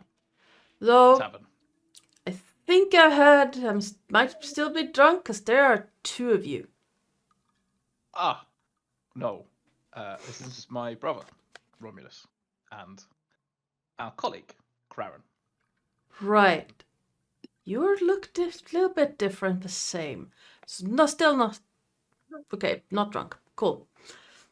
Well, I mean, the main thing is to look into our eyes. Like, I have a blue right eye and a brown left eye, and my brother is flipped around. They're Or is it mirror vice twins. versa on the pictures? I can't remember which way around it is. That's actually a really good question. I can't remember either. it's But different. broadly speaking, it's different. Our eyes are split. Yeah, we're mirrored. It's one of those things. Okay, Yes. brown is my left, so brown is your right. Oh, Alright. fuck. Got it the wrong way around. Either way, it works. Right. Ah, yeah, I see. And elf. Cool. You wanted... And elf. Thank you. Ah, Yes. human, His name is Crane. elf? Eh? I guess. You wanted some... You talk about some armor, I think. Well, we've got some stuff to sell, and we've got some stuff that needs altering, and we'd be interested in seeing about what we could potentially purchase as well. And I may want to try and commission something from you. Oh, I did remember that, yes. So, let's talk about the jobs you want done. Let's talk about what you want to sell, because you might be able to trade some of what you want to sell for the cost of what you want done or bought. Perfect. And from the cart, he will pull out the 2 sets of armor that we need altering. So the lunette armor for Flo and the Flo studded leather armor for Oren. Mm-hmm. So yeah, I said we need these altering to these measurements and this altering to those measurements. Unfortunately, both of them we've sent somewhere else to do something else, so we'll have to bring them back around here for alterations properly later on. But hopefully, the measurements should be okay, given one of them is a tailor of sorts. I can do some rough estimates from the measurements, yeah. Then we have this. Oh well, Kraran has a dagger he wants completing. We have the blank and the handle. They just need to be fused. That shouldn't take more than maybe half an hour, depending on the materials. Perfect. And then we get on to what we have to trade. So you said about my armor that I'm wearing. We have 3 more sets like it that we are prepared to offload. We have a couple of these shields as well, and they'll kind of show the shield that he's holding. So we've got 2 of those to go. And we have a number of long swords available. And they pull one of the Rakshasa long swords, of which we have 4. I think 5, according to my spreadsheet. You can clearly see, as you start laying out what you have to trade, a immediate excitement in this blacksmith as he's looking over what you have to trade and looking at your gear, looking at the stuff on display, and then tries to rein it in and just, well, it seems like some of this has been rather banged up. Yes, we left the worst one. The worst one had a giant giant hole in it from acid, I think. Kraran, was that your handiwork again? Yes. I'm terribly sorry for that. Yeah. But we needed to unalive the bastard who was wearing it. Yes. Shame. Figured you were some form of... Actually, I figured you were the valet. But caster? Or do you just sling acid? Caster, wizard, call it whatever you want. That explains it. There are some of those here. The guy in charge is one. Nice to know. What type of caster is he? Big. Big. Well, Trebuchet. think... Well, he's built like an ogre and can cast magic. So, I think they call it an Oni. That's not unsettling at all. Seen him do some fun things, mostly party tricks. But, So, for each of these, and this is me looking up what each of them would be worth. So they would be... They were scale mail or half plate? Scale mail. Scale mail. Yeah, scale mail, yeah. So if Sorry, memory... you have 3 to sell, not 2. So, if memory serves, regular scale mail is like 50 gold pieces each. Yes. Considering these are Rakshasa scale mail, they're a little bit special and quite ornate. He'll look at each of them, and then longsword.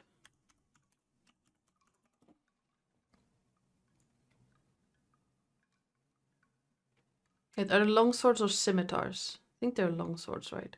Longswords. Yeah. I mean, traditionally, Rakshasa would normally have scimitars, but that's besides the point. You stated we looted longswords. You looted longswords. And so math is not my strong suit.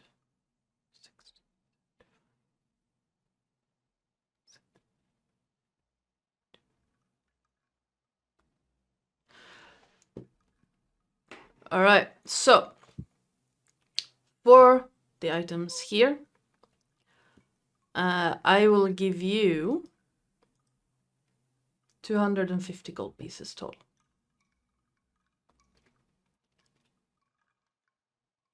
Plus alterations to the armors. And the dagger as well. Well, you show him the pieces you have. Don't forget the unworked ore that we have as well. Oh. Yes. Oh, We have wait. this other. We have this. Would a other blacksmith log. even do that? Looking at the dagger, you see this sudden flash of absolute greed in his eyes. Where did you get this? It's a bit of a long story. We pilfered it from what was the place? What the hell did we name the place?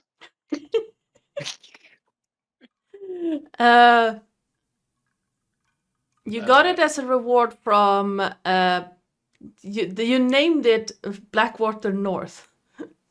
Yes, Yes. that's the one. And considering we're not dead naming things here, I mean, we managed to procure it from Blackwater North. You might remember it as a penitentiary. Oh. Well. North of Blackwater. Right, you survived that place. Impressive. Never been. Only heard stories. This is Buyer's. It is. I'll do this one for free. Just so I can tell people I have made a Buyer's dagger.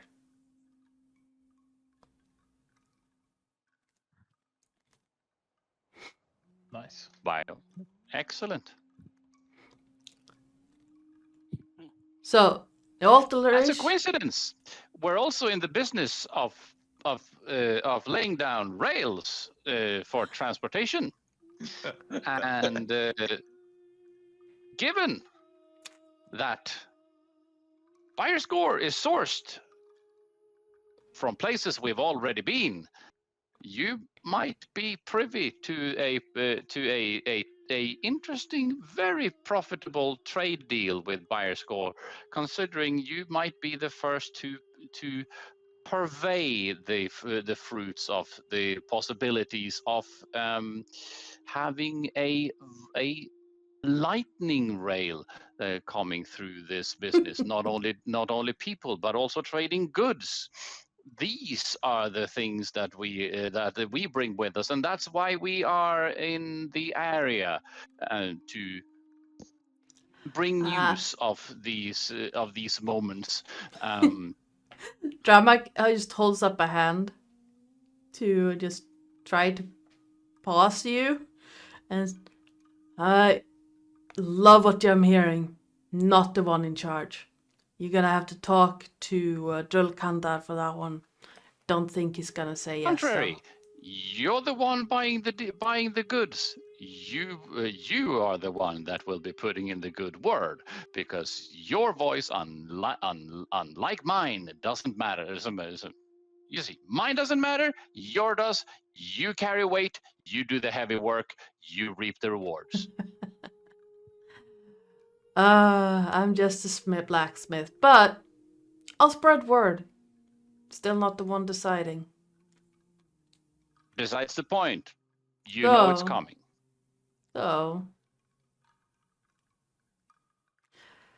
I hear man in charge is not too fond of anything disrupting his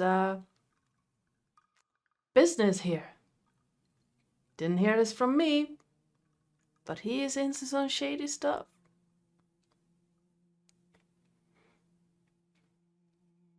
So, Excellent.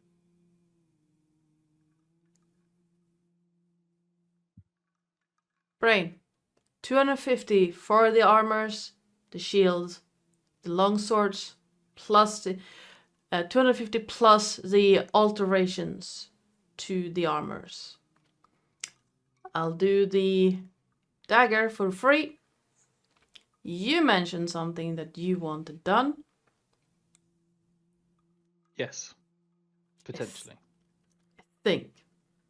Might have been a fever dream. Let's just say I am hedging my bets. That's a smart thing. A lot of things around here can kill you. I am looking to procure a length of chain, ideally made of silver, or at least coated in silver, Yeah. possibly about 15 foot long, that could be wielded with weapons at either end.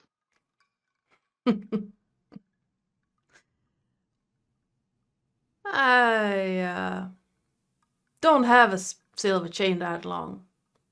Tend to not want to work with that myself. For I guessed as much. and he like his hand changes into a paw. Still not full like wolf, but just his hand. So I can, because leather gloves are a thing that I have. I could silver a chain for you. Could even silver your weapons for you. Don't have the silver. You're gonna have to procure that.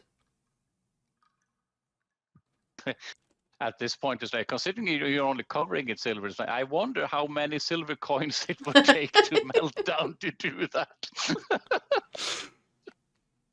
I'm just trying to remember. Did we pick up silvered weapons from the cave? I don't think we did. You picked up. No, wait, we did. But You did. There was, but I wonder, did we keep it? You did I can't remember.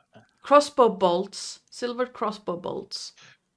You picked up. I know that much. Yeah. And I think there are 2 scimitars in there that were silvered. But I don't remember, and it's in my notes somewhere. Thought we would have left them if they were sellable. Yeah, but I've not got a note of them anywhere, so.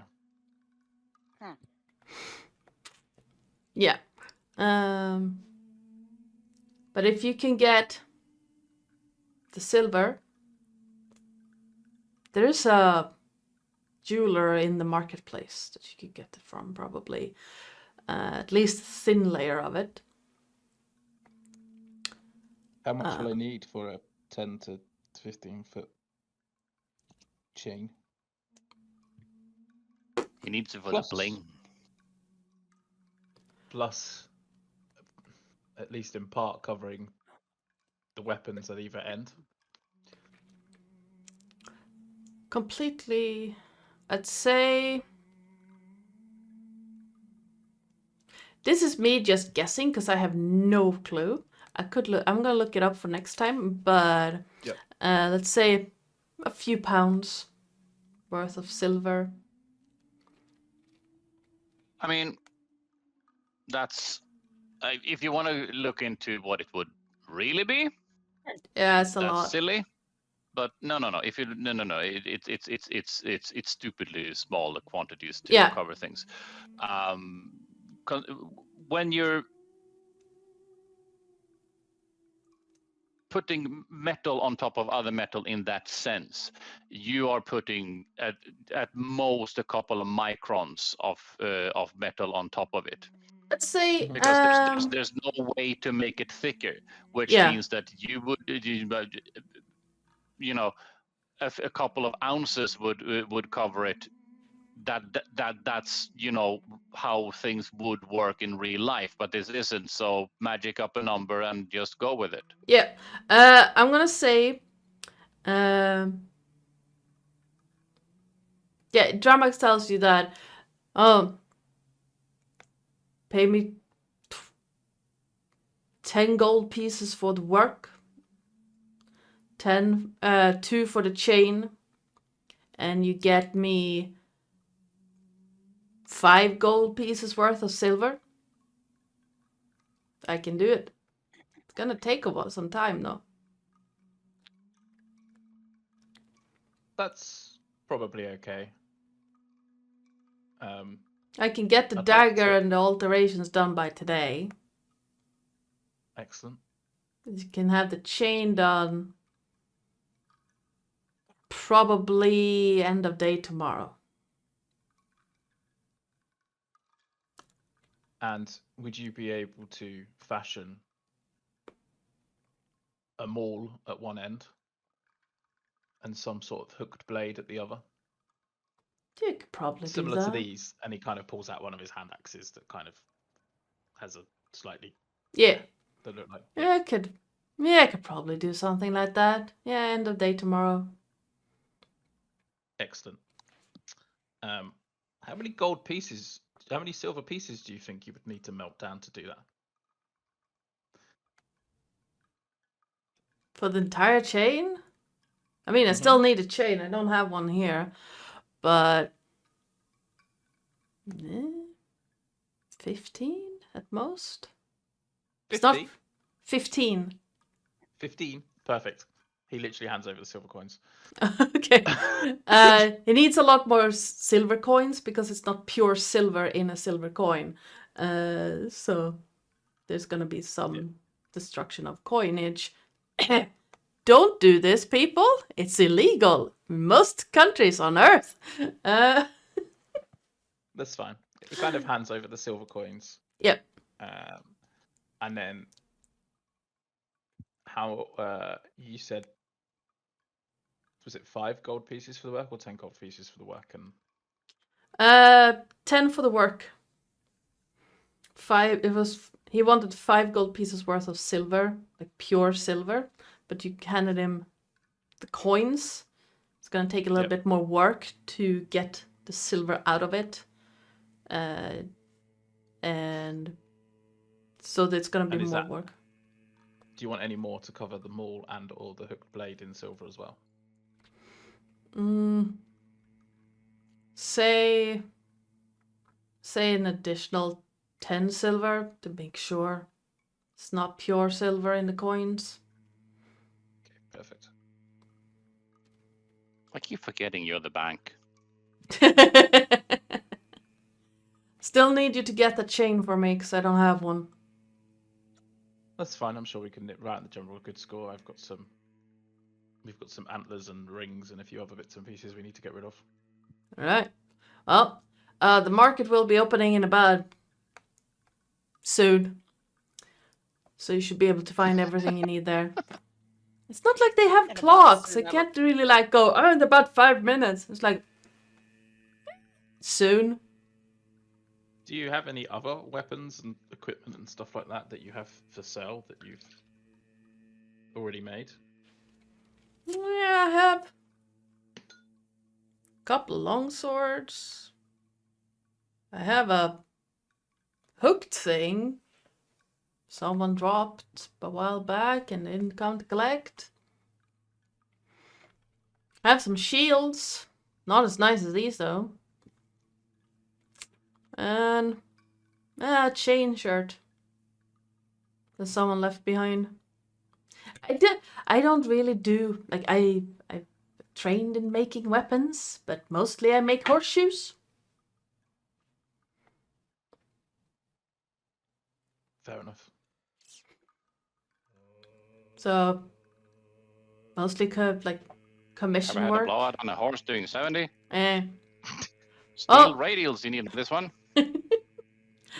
So you can come pick up your armors and a dagger by end of day today. And well, I'll if make you're sure we get the chain to you as well. yeah, and I mean, if you're participating in the Gauntlet, either you live and come collect by end of day tomorrow, you die or it's mine. Yeah. I can appreciate that logic. So Do you want these? Do you have the gold on you now for the exchange as well? yeah, give me a Perfect. moment. He literally starts dumping all of the armor and the swords and the shields out.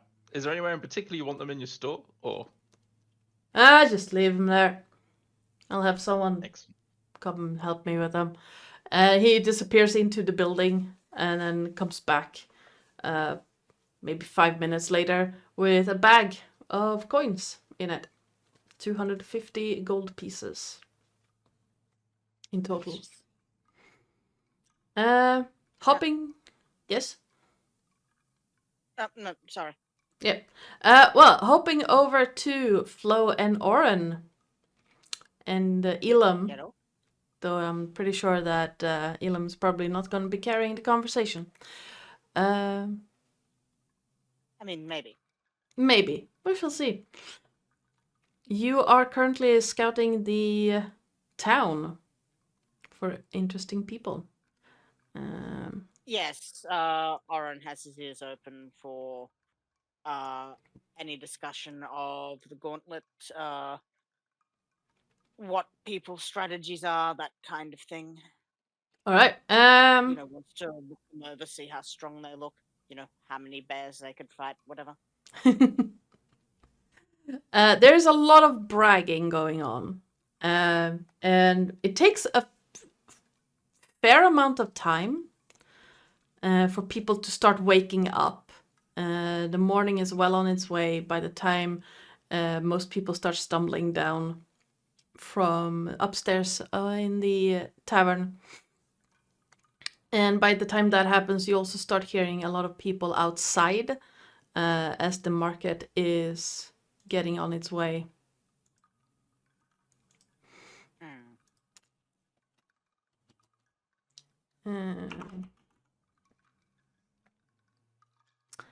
As you're moving through the crowds, you see a lot of people dressed similarly to your party, moving around, but mostly like leathers,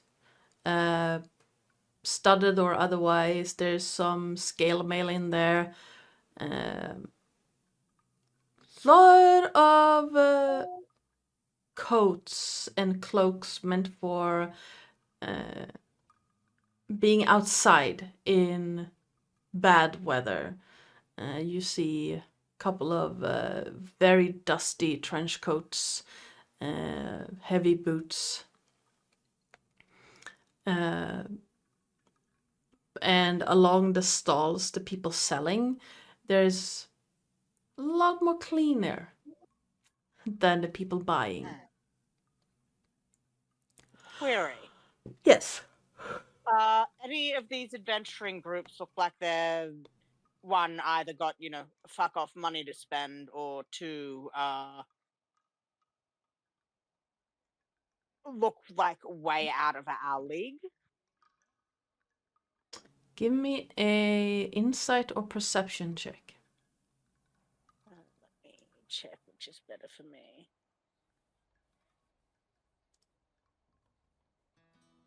Is it bright out? Yes.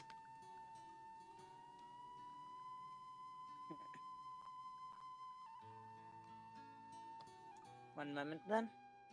It is a not like summer sunny day, but it is a sunny day. And as you're wandering around, the effect of not having Kraren's thermal cube with you is starting to hit you. As it is... So I rolled a 16, by the way. Okay. It is starting to get brighter and a little bit more difficult for you to... was that perception or insight? Perception. All right. And it's starting to become more difficult to see, but not too bad. A lot of the people are dressed for hunting, though none of them look like they are wearing anything too extravagant. You figure that out of comparing most of the people around you to the party you're traveling with, the Doldorn brothers are probably better equipped than most of the people around you. Excellent.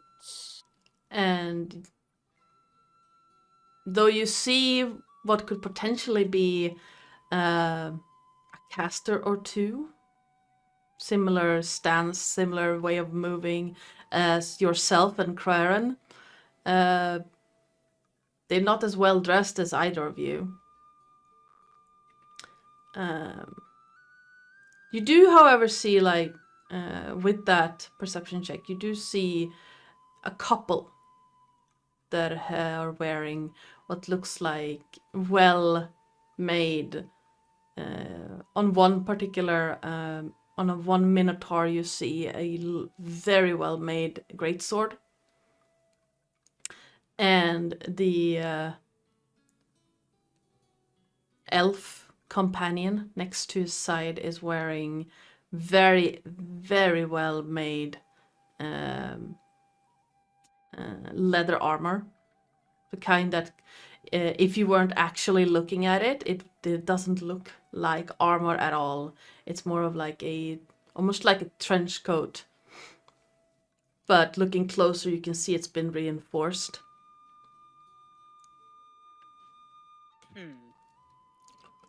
And you'd say that they would probably be our stiffest competition? Yeah. Excellent. Did I perchance see where they'd come from? They seem to have been staying to the east of the town and just coming into the market to stock up on supplies. As you've been, as you observed them for a while, they seem to be walking from tent to tent, just buying or trading. What were they buying? As far as you can tell, as they are moving, rations, general supplies like ropes, bedroll, extra packs. Who's carrying rations? The elf. Can I attempt to sprinkle a non-fatal but possibly debilitating dose of those mushrooms into his ration sack? Yes. Give me it's going to be difficult because of the people around you. And keeping in mind that he is a little old lady right now. Yes.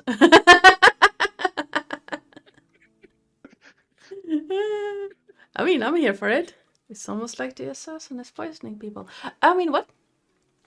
I mean, he is. Give me a sleight of hand check. The DC, this DC is 16. How does the 22 sound? That sounds very well. Anyone would see is a... would you do this with Flo next to you, or would you break away from Elam and Flo? I think he'd just very quietly just... Stay there for just a moment, dear. And wander over, look like she's looking at something, sort of trying to peer around the elfin minotaur, Yeah. and then gently slip some, I think he's powdered it by now, some powdered mushroom to coat all their rations. All right, with a 22, you deftly get in next to the elf and without any issues manage to untie and get your hand inside the pack to sprinkle the powdered mushrooms on top, even getting it like in the cracks and such in the wrappings of the rations, and tie it again without anyone noticing. As you finish wrapping the bag up again, you see the elf look over at you. Like, Early morning, isn't it, dear? yeah, it is, I guess. Are you here for the Gauntlet? Hey, third time running. Oh, well, Hopefully first time winning. well, good luck. I'm not a participant myself. Should hope not. No, I'm just a bard. But who won? Who won last time? Last time. That's last time. He looks up at the Minotaur. Minotaur scratches his chin beard. I think last time was Gregor and his crew. No, last time was Eliza. Bloody. Who's Liza? Eliza was Eliza and Jean. Bit unfair for them to participate with the rest of us. Oh, why's that? Well, at least around here, and the Minotaur will bend down to you, Oren. At least around here, Jean is called the Lioness for a reason. A shifter? Oh no. Well, maybe. She claims to be a human. But I've never had a human bat me out of a tree before. Just her hand. Wow. Could you point her out? Is she around? I don't think she's here this year. She's up in, Oh, on there, hissing off mages. it would Last be I heard. interesting to watch. But, good luck. Ah, you too. No, we win. I'll buy you a pint, Grandma. I would love that. Yeah, And if you lose, I'll buy you one. that's a deal. And, you know, if we fall, you can give me a flower. I will. Hope to Yeah, see you. gives them a wink.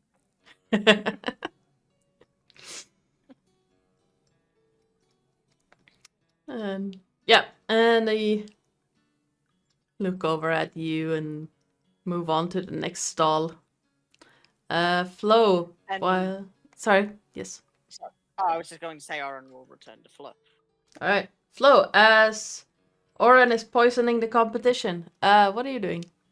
I mean, it's true, but it's also funny.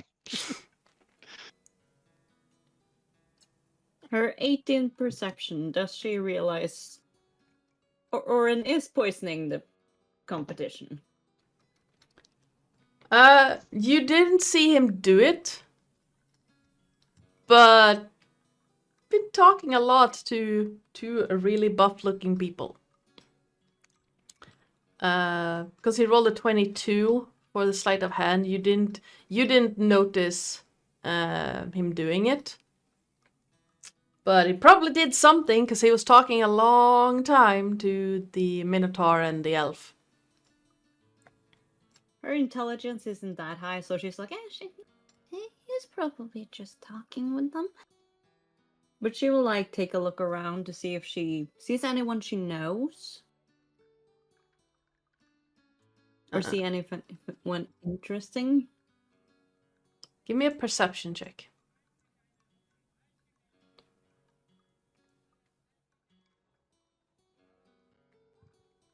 It's too many people. You do see a lot of people wearing the armor of the Fela around. You recognize the crest, the same crest that Durin wears, and you spotted like were-ravens around, but other than like flashes of the armor and like a coat or coat of arms on a cloak or a coat, you don't really see anything you recognize. There's just too many people gathering over time. Okay. You also know that the were-ravens have their headquarters in Thrakelorn.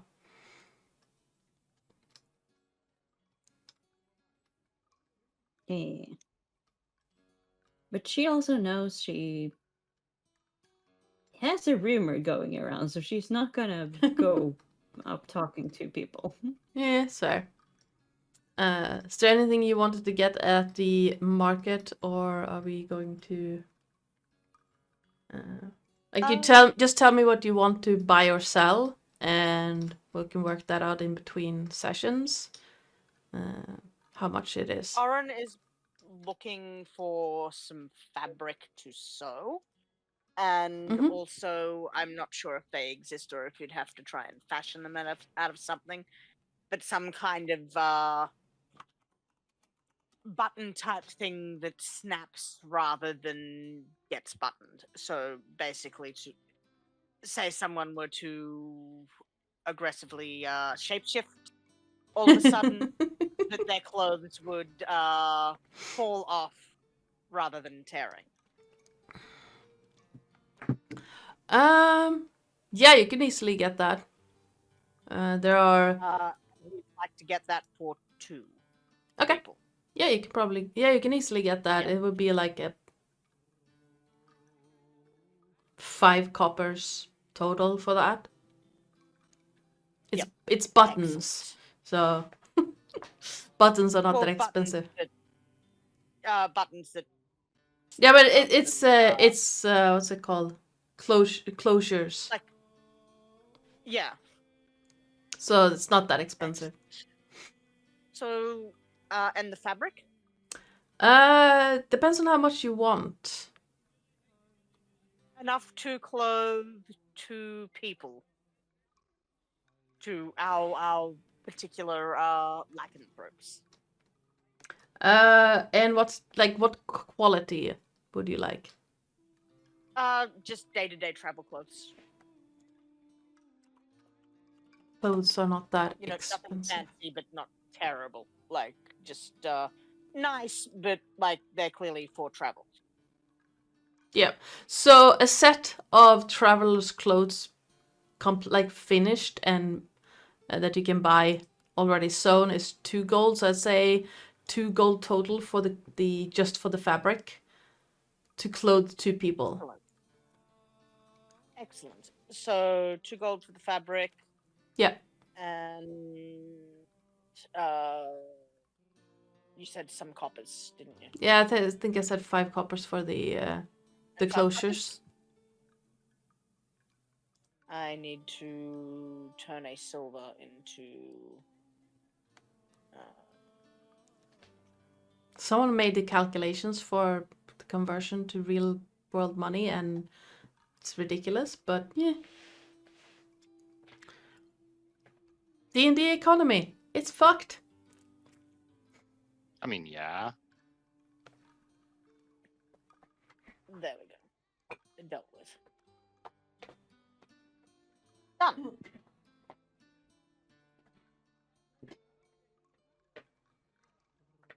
And Flo, since you are with me, he would let you pick out the colors of fabrics for the two of you. Um, and she will start looking at like colors, Mhm. and she will find like this nice blue one that like suits.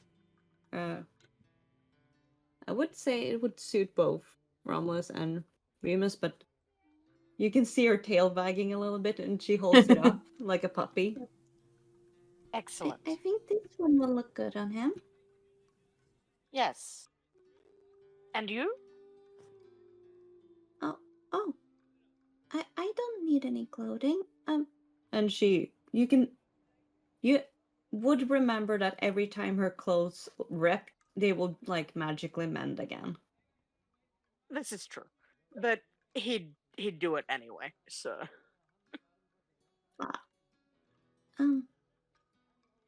And she will just take up this red fabric that suits one of her eyes.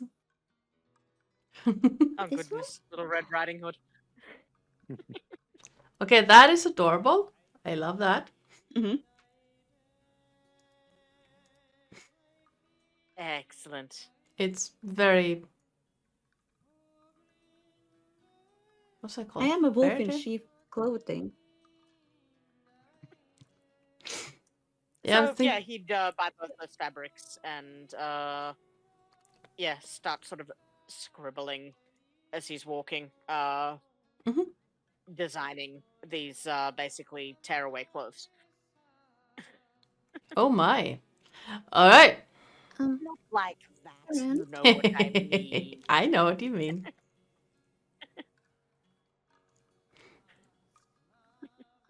Oren? Hmm? Do you think it's a good idea that we do this hunt? Well, I don't really have an opinion, but I think that our barbarian friend may have his heart set on it. So I'll support them in whatever they do. I'm not particularly thrilled about the prospect, but but it is what it is. I know it sounds silly. I just want to make sure that we don't use too long here. Mostly of course. because I do have my reward to get, and we also need to get Romulus back to. Of course, dear. Yeah.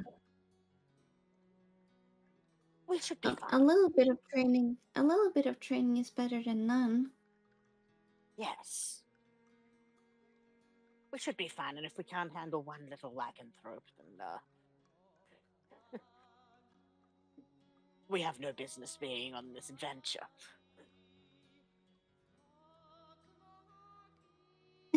I guess you're right.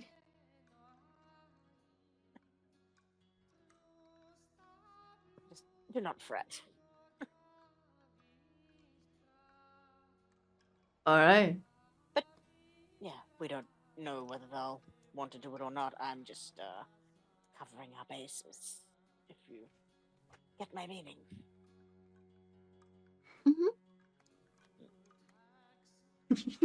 Also, thank you for making me clothes. Oh, don't mention it. And she will just like, you know how young people kind of like link hands with elderly people? Yes. So she will like very carefully do that, and you can tell that her tail is wagging a little bit. No, I love that tail. All right. Any more errands you want to do, or do you want to? That's it for me. All right. Yeah, Flo still has a lot of rations and stuff too, so. Yep. As you've been walking around in the market as well, you do. I'm going to guess, because you said you were going to ask around for people who are interested in buying either horses or the mules. Mm-hmm. And there are some people who are. Offers range from between 20 gold pieces to what is the cost of a mule? 20 gold pieces. It depends on what you are offering. If you are offering the mules or the horses.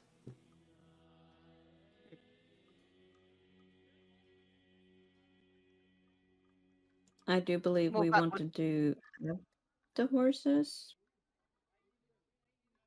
I am not sure. Yeah, I'm not sure either. I just What, love the what fact. Because the- we still need something to drag the cart. Yes. Yes. I was just assuming that one or both of the horses could be used to drag the cart instead of the mules if we think that the horses are better for us to keep. There's nothing that says that we can't keep both. Horses for quick getaways, mules for driving carts, either. You just have to keep in mind that you have to feed both. That is true. Yes, and it's not like, although we might have the magical door of weird and wonderful stuff, because of time dilation, it's not like we can store the stuff for them in it for prolonged periods of time. Yes, I mean, if only in this particular instance it would be an inverse relation. Hmm. I mean, this one is, yeah, it decays faster. I was like, we want the inverse. We want it to be preserved. Yeah. Yep. Yeah. All right. Well, Yeah. that's also another thing you can discuss in between sessions. If you want to sell your horses as well. These horses would, like, if you were to buy them from a stable, would cost 50 gold each. The mules cost you 8, or 5 or 8. I don't really remember. I think I said 5. You would get, like, if you're selling the horses, you would get offers of 35 to 40. And if you were selling the mules, you would get at most 5 offers of 5 gold pieces for each. Hmm. But that's thing we can discuss in between sessions. Yeah. So by the end of the day, you can pick up the altered armors and a dagger made out of Bayersk ore. It is a +1 dagger, and it deals an additional 1d4 damage to aberrations and fiends. I like that. Can you write this down somewhere for me, I please? will. Thank you. So let's delete that. Can I also ask what armor I got? It's scale mail, if I remember right. It was the scale mail armor, because I think you can use medium armor. Yes. I can. Bayersk dagger. I'm not spelling that correctly, but I'll fix that later. +1 dagger deals additional 1d4 damage to aberrations and fiends.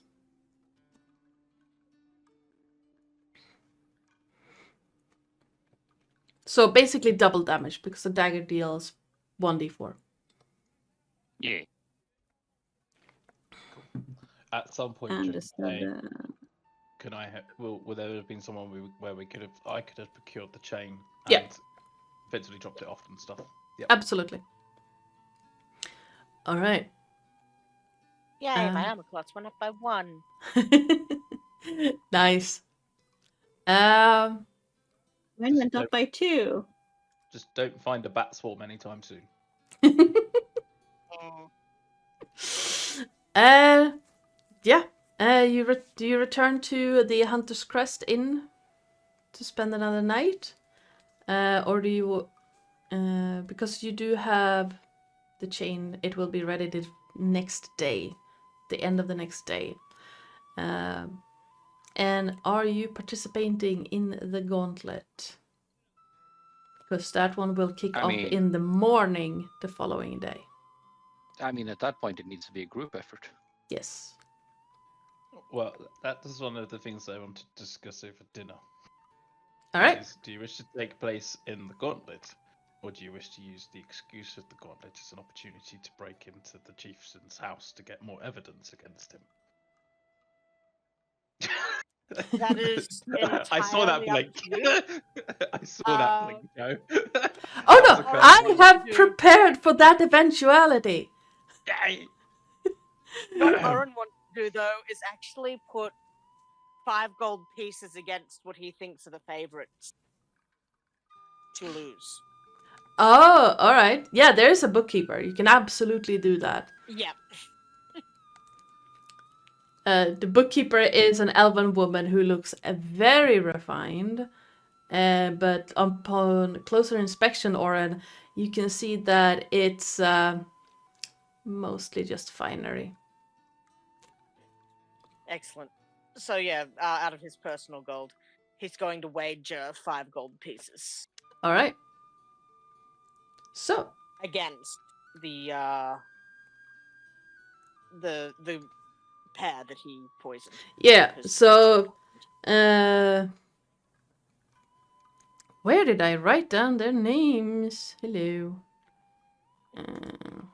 Teddy och Freddy.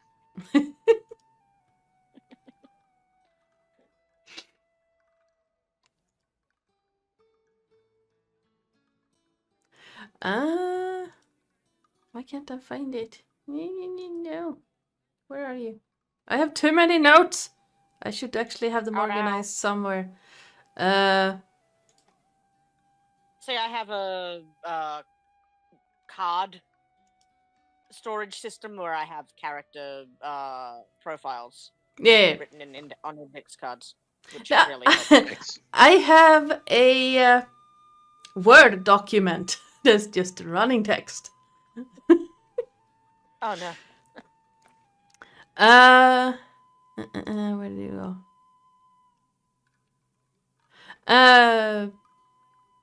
Yeah, so the Minotaur, you learned that the Minotaur is named Cardier, Heavy Roar, because pretentious. And the elf you learn is a wood elf named, well, called Sue. Ooh. Yes, Thew, Sue. Excellent. And yeah, he's going to bet against them. 5 gold pieces. All right. You're getting a look from the bookkeeper. Like, all right. Well, it's a safe bet. If they lose, you will be a rich old lady. Well, let's hope. Here's Or hoping. not. I mean, people die all the time. Yes. Well, good luck and less luck to them, I guess. All right. Oh, good luck to them for you. True. If they win, I get paid. Of course. If they don't win, you get paid more. Well, I know what I'm hoping for. All right. So what are your plans for the day? The best laid plans of mice and men aft gang ugly. Yes. I kind of need your plans, or at least a vague idea what you want to do. Do we want to go into Oren has no opinion on this. He is down for whatever you guys want to do. You're so helpful. He is there to assist you in your time of need. That is all. I mean, as Clara knows, but that's a different argument. What would Romulus and Flo like to do? I mean, I know what Craren wants to do, but that's a different argument altogether. What does Craren want to do? All right. Dig fingers into wherever information and possibility to blackmail people happens to be. Ah, okay.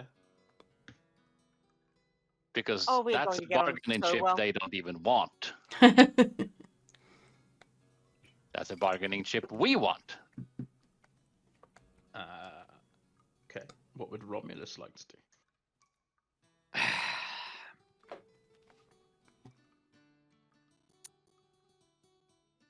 I'm indecisive. We can tell.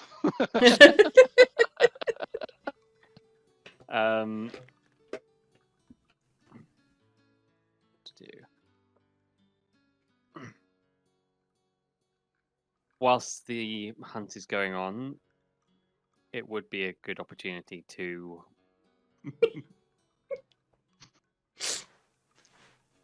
look for things while everyone's Killing you, isn't it? preoccupied. It's killing you, isn't it? And then again, hunting something, getting more money, which will come in handy, no doubt. I'm in favour either way. I'm not helpful. I know. I'm sorry. Flo? What would Flo like to do?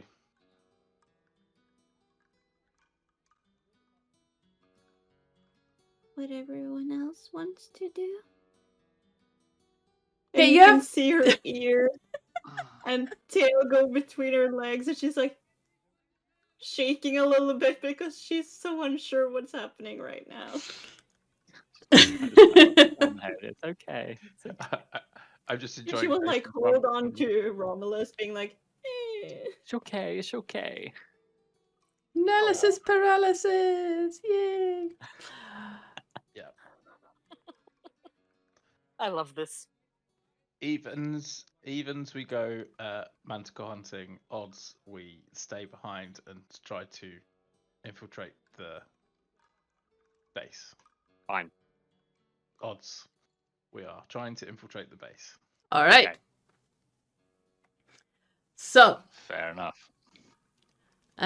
spending another night at the Hunter's Crest Inn, the excitement is even more palpable.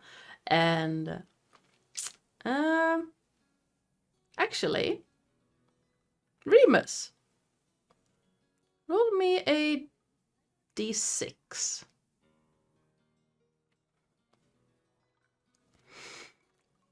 As you are spending time at the inn, a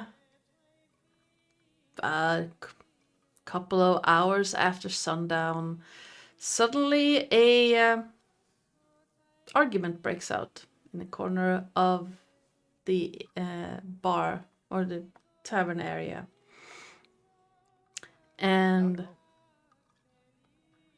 some reason or other, you find yourself in the line of fire as a tankard comes flying, smashing next to your head.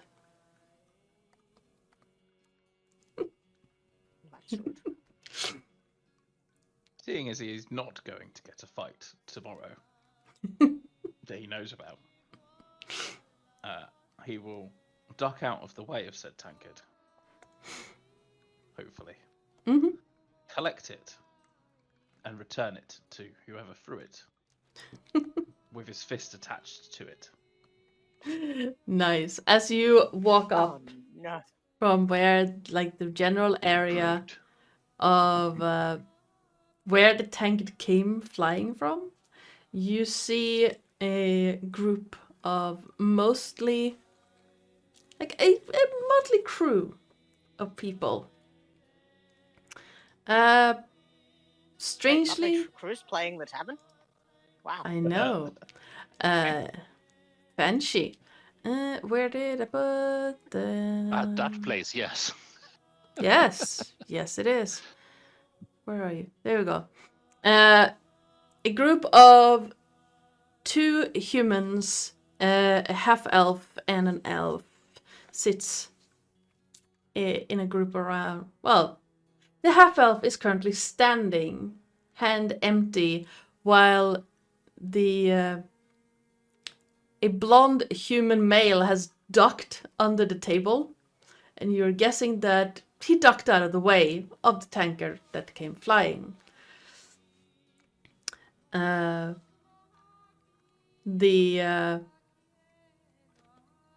other one, the half elf, redhead, stands with his hand open. Suddenly, a punch is landed, accompanying the tankard. Yes. And as he does so, he says, "I believe you've misplaced this." You hear a chuckle next to you as another a human woman stands chuckling, or sits down next to you chuckling, and looks at you. Good punch, good. As the redhead reels a bit. Please do roll me a damage roll for that one. Improvised weapon, right? So it's Yes. a. Have I put this on my sheet? I suppose it's just an unarmed strike, isn't it? Really? Mm-hmm. No improv. So it's just. Yeah, it's unarmed strike. Oh, okay.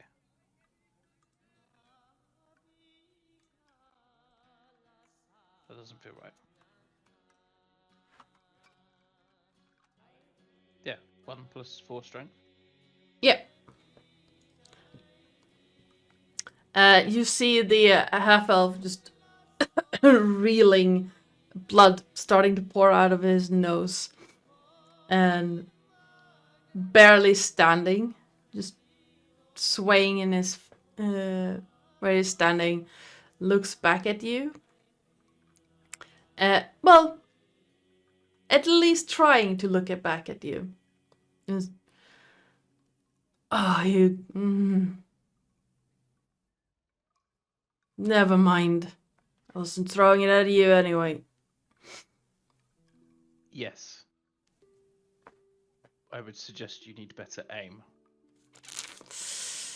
You can shove your suggestions somewhere else. That's not very nice. Can I gut punch him? Yeah, absolutely.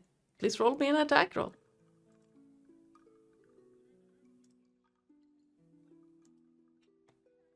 Ooh. Yeah, you definitely hit with that one. He tries to dodge out of the way, gets stuck on his chair, and just fumbles as you strike him Shockwave from here. straight in the gut. Yes.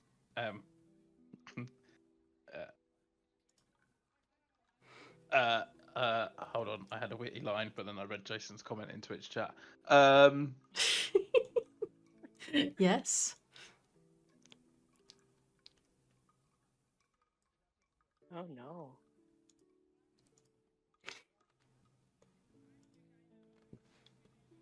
Yeah, you do definitely hit.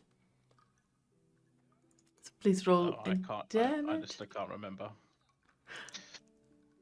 5 bludgeoning, okay. Half elf is barely standing now. Well, he is not standing. He tripped over his chair and is currently on the ground. The 2 women to basically either side of him stand up. One a elf with pale blonde hair, and the other one is the woman, the human woman. The elf holding a long, slim blade. Very similar to the kind that Oren wields in her hand. Just, that wasn't very nice, now was it? Where is Oren in all of this? That is up to you guys. Were we like all together at this point? Were we like eating dinner or something? What happened? You would have, like, it's pretty late into the night. It's about 2 hours after sunset at this point. Well, that's not very late, late because it's winter. So say 10, 8 So p.m. Oren would probably be performing right now. Yeah. So would have seen this. I think they stop playing for a minute at this, seeing that his friend is outnumbered, though probably not outmatched, and is going to turn. Just, well, dears, I think your friend may have started it. May I suggest you walk away before he finishes? That's not how this thing works now, is it?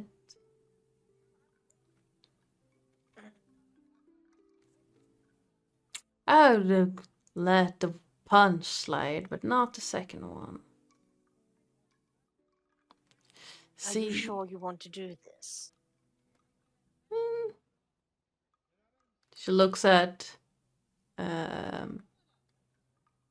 Remus, and then you hear a tapping on the bar counter, and Bailey is just pointing to the door.